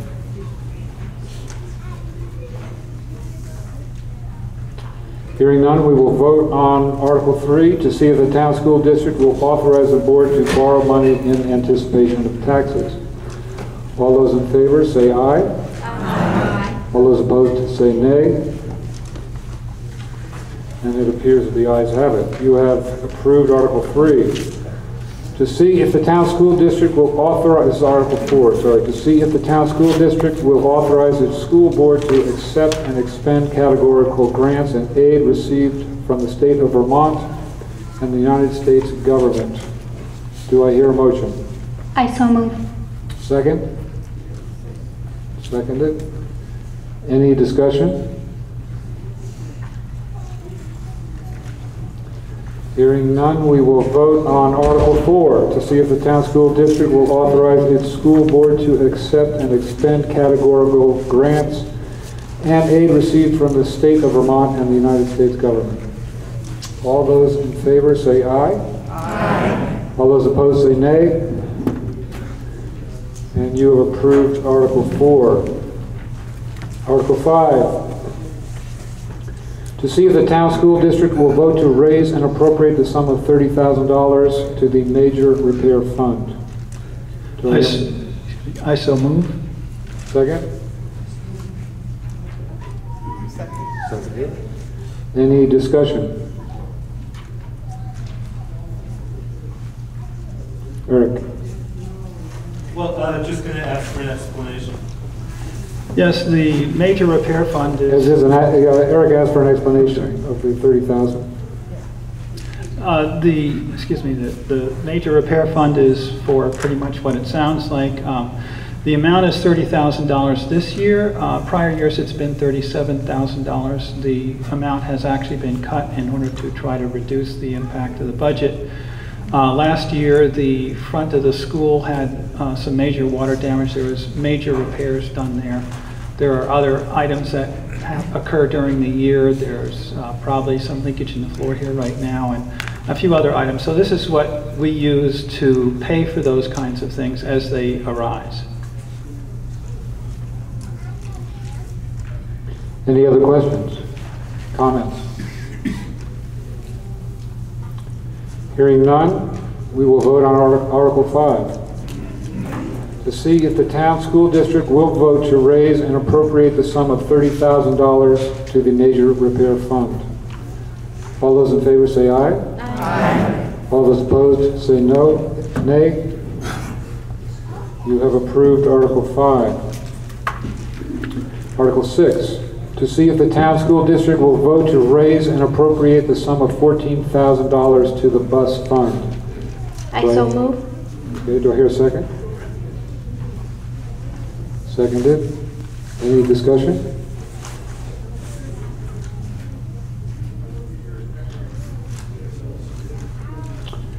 Hearing none, we will vote on Article 6.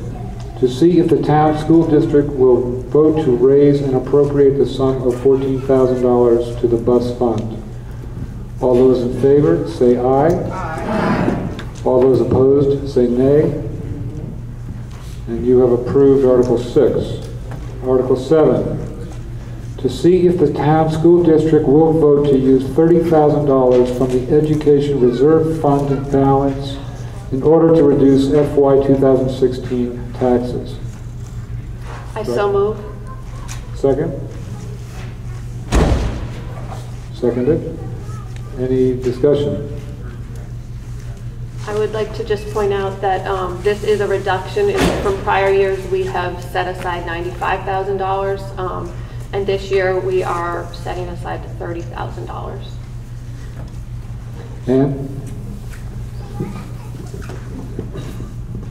So Beth, will you clarify that for me? Does that mean that you are giving back to the taxpayers $30,000 as opposed to $95,000? It does. And it may sound a little bit backwards, but what we realized is when we looked at the balance of that account, we're getting pretty low. So if we were to use a full $95,000, we would essentially deplete our reserve fund. And so what we wanted to do is kind of minimize or extend the balance as long as we could. So by reducing it from 95 down to 30, we'll have more to use for more years. Thank you. Any other comments or questions? Yes. That's front. I'm Dale Morse, and I'm wondering if you could... Wait, can you wait for the mic? Can you explain what the reserve fund is? Sure. I don't know how long we've actually had the reserve fund, but when there's been a surplus, it went into a reserve fund that we've used historically for the last 3 years maybe to offset taxes, and historically it's been $95,000. And when we looked at the balance this year, we realized that we would quickly be depleted if we continued with the $95,000. So our surplus is essentially dried up, getting there. Any other comment or questions? Sorry. Not seeing somebody. Okay. Tom Rago, Melody Hill. How much is in the reserve fund at the moment after you take out the 30? Sure. Right now there's approximately $84,000, and this is on page 37 of your book for those of you who have one. There's approximately $84,000, almost $85,000. We're going to take 30 out, which will leave us with a balance of $55,000. You're welcome.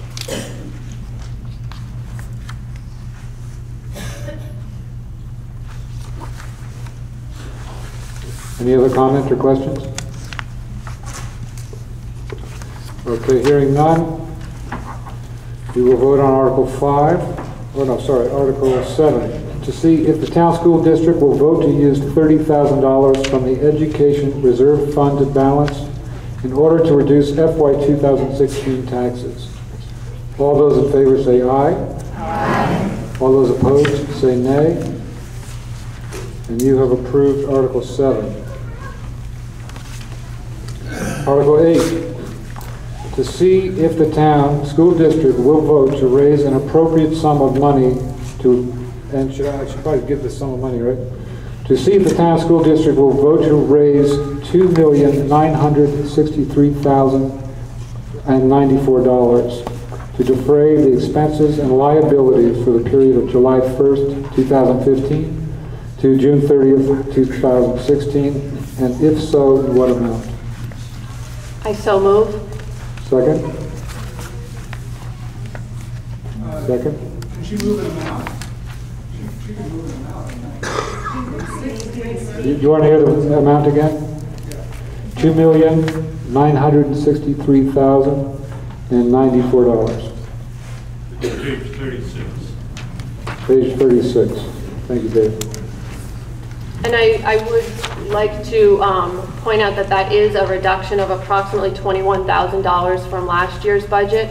And the reason for that is because of increases and also due to the funding formula that we're given by the state. Had we level funded our budget, we would have had a significant increase to the tax rate. So to offset that increase, we opted to go through and cut as much as we could out of the budget, which we were able to cut the $21,000, as mentioned, from the bus fund and from the major repair fund. Some of the other major reductions were we reduced one of our 2 custodial positions down to 80%. We also had a reduction of 1 paraprofessional from staff. So that was our attempt to lessen the increase of the tax rate. Questions or comments? Ann?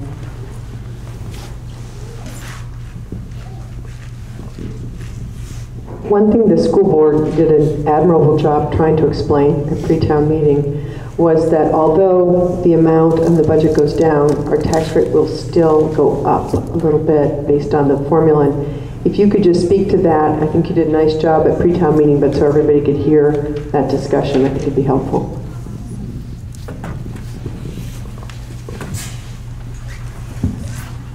Okay, the state funding formula basically looks at the cost per equalized student of an educational facility to determine the tax rate.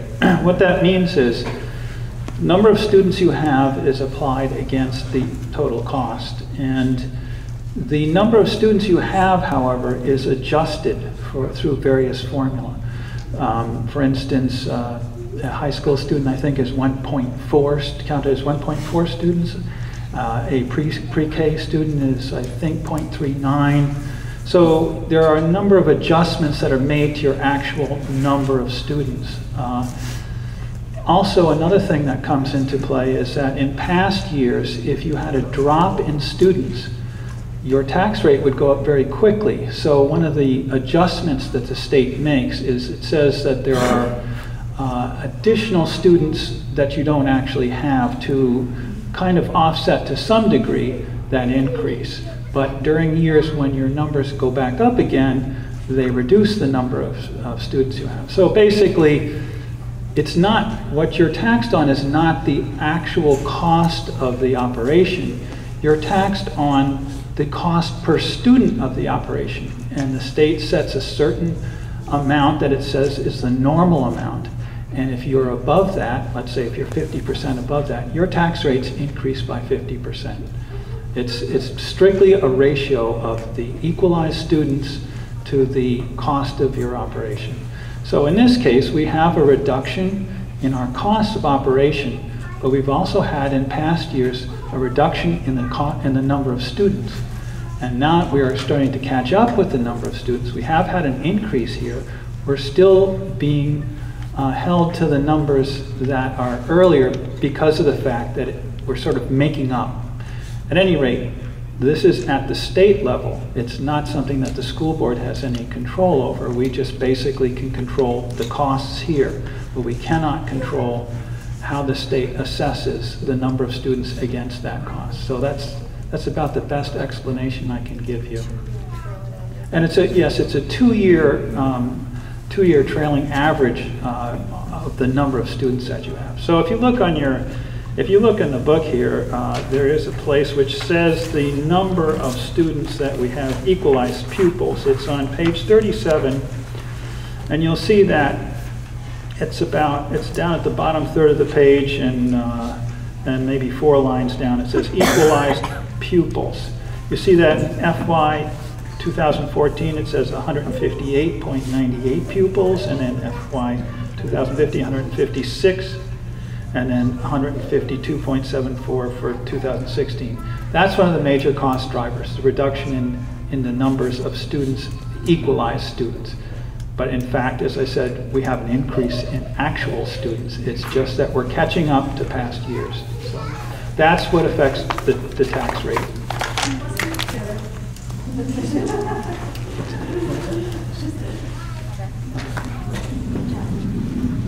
Any other comments, questions? Sean?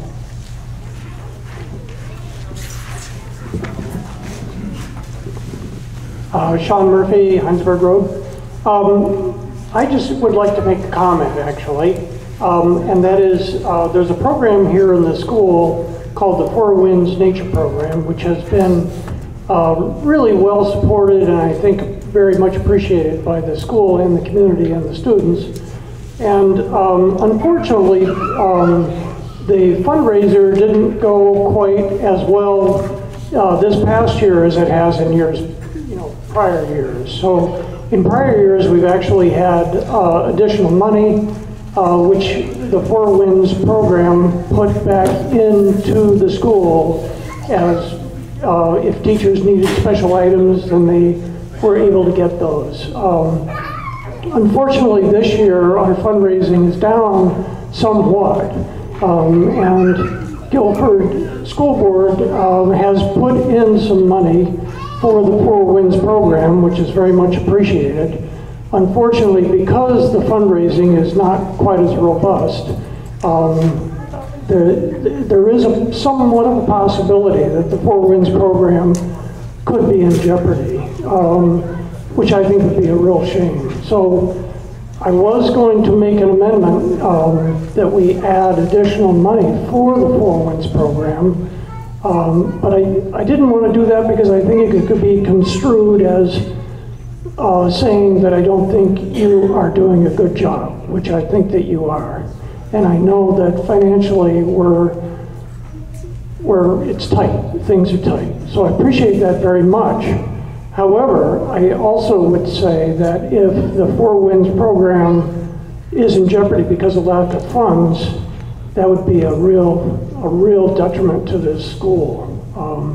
There are 18 volunteers that have signed up for the Four Winds program in 2015, and it's a lot of fun if anybody else wants to join up.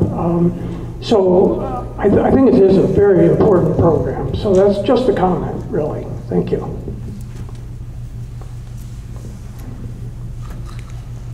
Other comments? Questions? We have the superintendent here, people.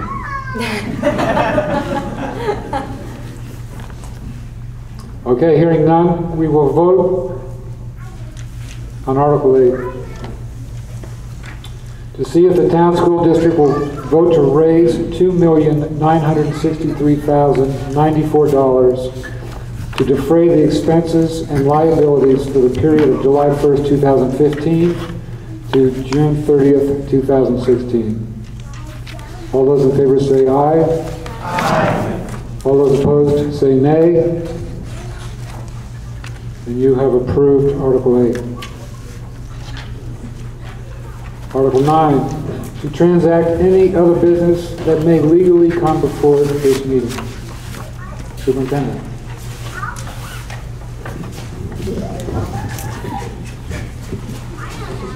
So I finally get a chance to speak.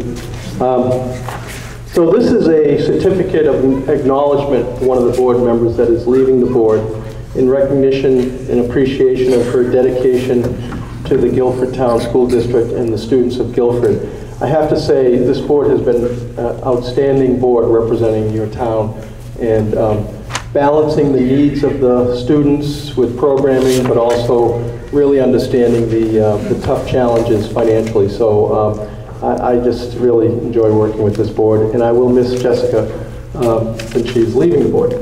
But thank you for your service.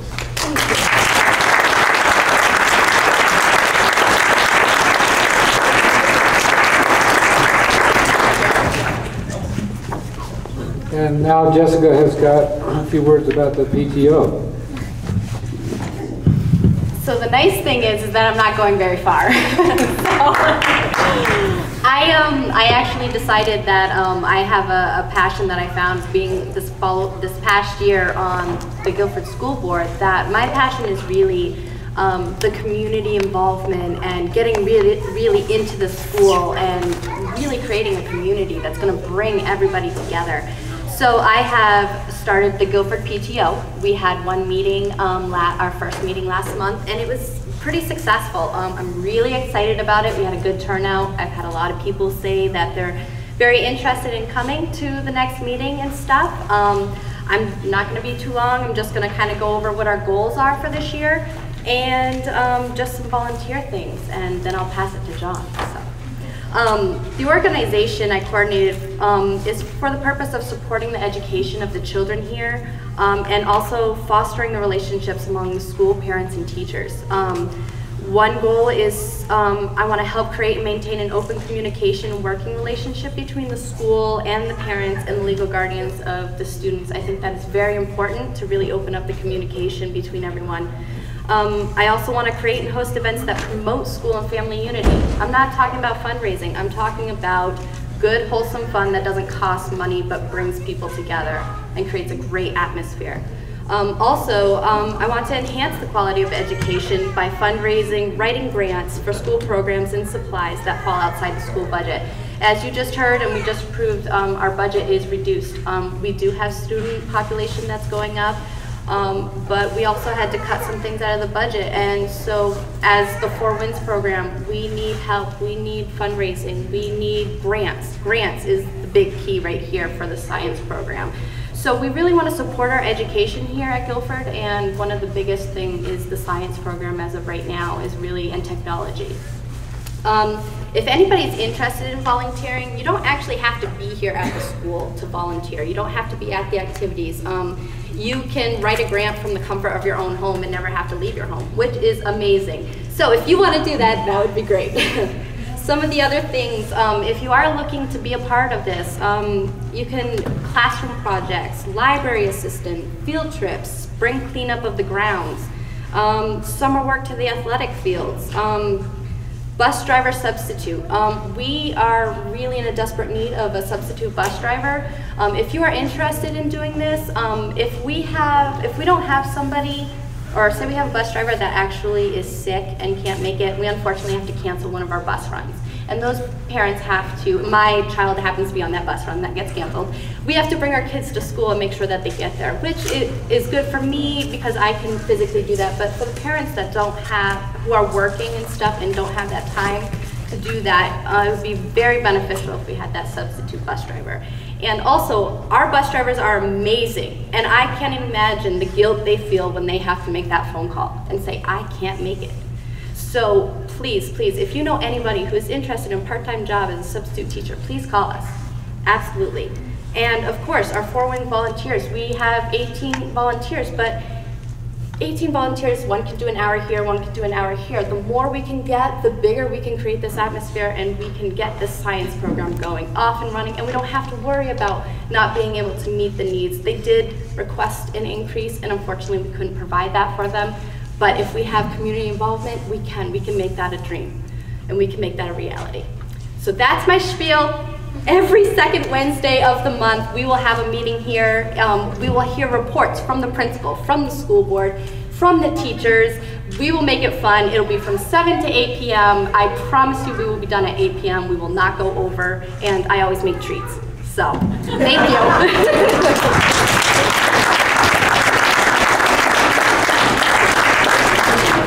Thank you, Jessica. Is there any other business? Yes. Hi, I'm Mary Ann Lawrence, Weatherhead Hollow Road, and I have a 6th grader currently and one in high school right now. But it's not really business, but I want to tell you guys something that Mrs. Kramer's been doing. And for some of you, you may have children, excuse me, Jen, that had Jen as a teacher. But every Friday, the 6th grade walks down to the, I think it's Richard Weeks, the forest that's back back behind the library. They have built shelters. They've broken into packs, or I guess they're called packs, And they've built shelters. Just before Christmas break, they asked each child had to bring an ingredient for a stew. They made food, a stew over an open fire. They bake bread on a stick over an open fire. My son likes school. He loves Fridays.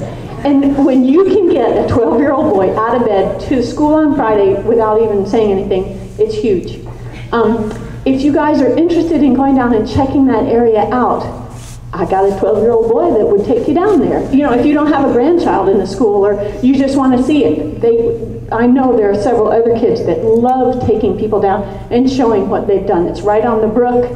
They've done wonderful things down there. I just want everybody to know that. Thank you. And Alice? And I just have one more thing, not that anyone else can't talk. Tomorrow evening, we have a music program here, and for many years as a mom, I've said, have food, will come. Well, tomorrow evening, we are going to do a potluck here before our concert.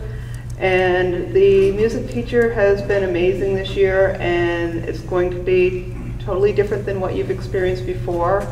I highly suggest anyone that's interested in coming to see what our children are doing to come. Bring a dish if you'd like. This is what community is all about, getting back to our old roots of doing potluck dinners and getting together and listening to music and sharing time together. I second the school bus driver. If you know someone, whether they live in this community, preferably, it would be wonderful if we could hire our own. But if they're from outsourced towns, we would love to have them. Tomorrow evening, we will get together as a new board and then resume our first and third meetings of the month. So again, we'd love to see you. We'd love to have you come. Suggestions. Tomorrow evening is at 5:30 for the school board. Dinner will begin at 5:30. And then music at 6:30? Potluck 5:30 to 6:15, and then music to follow. And John, did you have anything to say this evening, this afternoon? I'm so used to evening time. Okay. Oh, if no one objects, we'd like to hear from John Gagnon, our principal.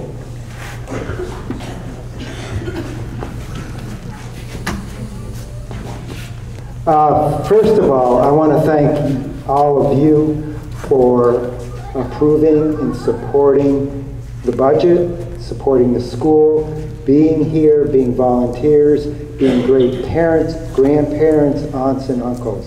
This school is a reflection of this community. So thank you very much. I also want to thank these people. This has been an amazing board to work with. They've had to make some very hard choices around being fiscally responsible, but at the same time, meeting the needs, the educational needs of our children. And they have done an exceptional job. So my hat is off to them. And Jesse, I'm going to really miss having you on the board, and I'm really excited about working with you on the PTO. So thank you to the school board.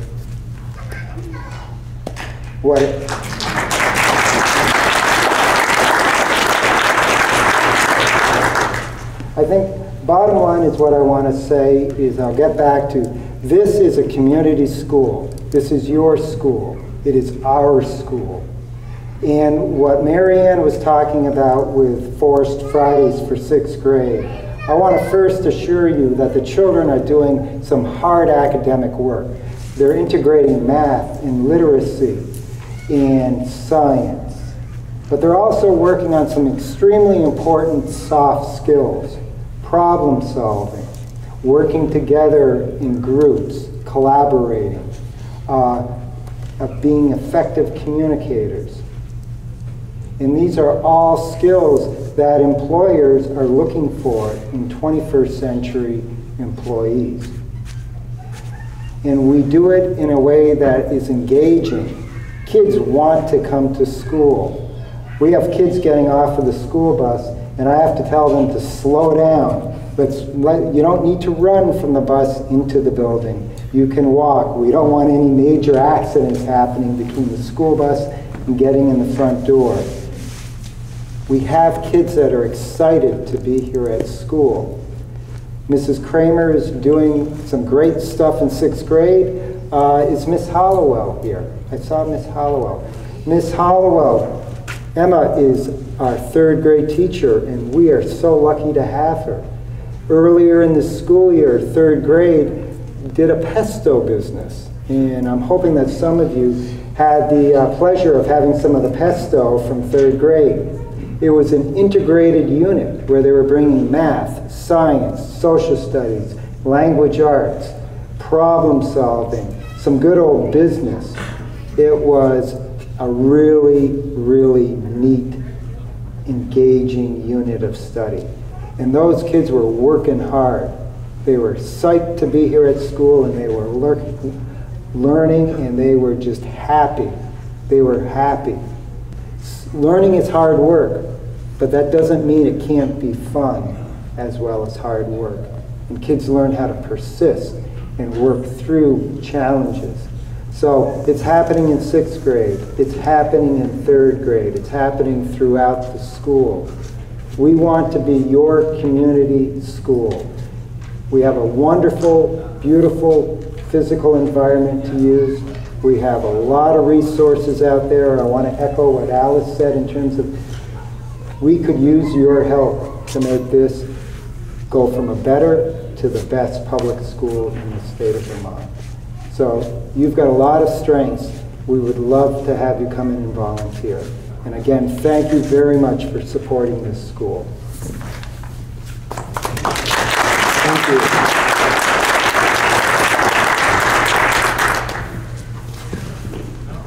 Is there any other business? Yes. Lucy Sparboise, East Mountain Road, hopefully soon. I'd like to thank the young man who's been running around with the microphone.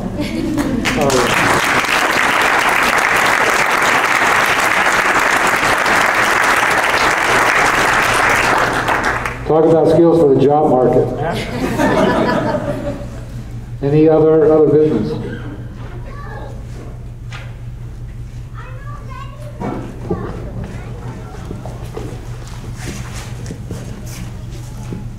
I hate to ask this, but if anybody's going over to Green River Road, I would love to get a ride back.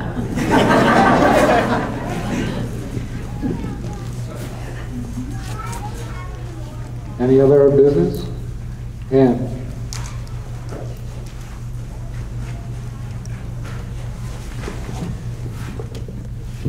We had both the auxiliary fire department and the Friends of Music at Guilford provide goodies for sale. So if you haven't bought something, buy something from them. They did a nice job, and I bet there's some left out there.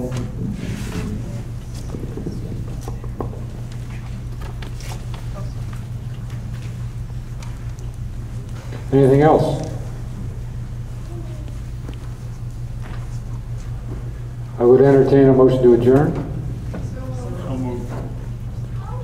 All those in favor of adjourning signify by saying aye.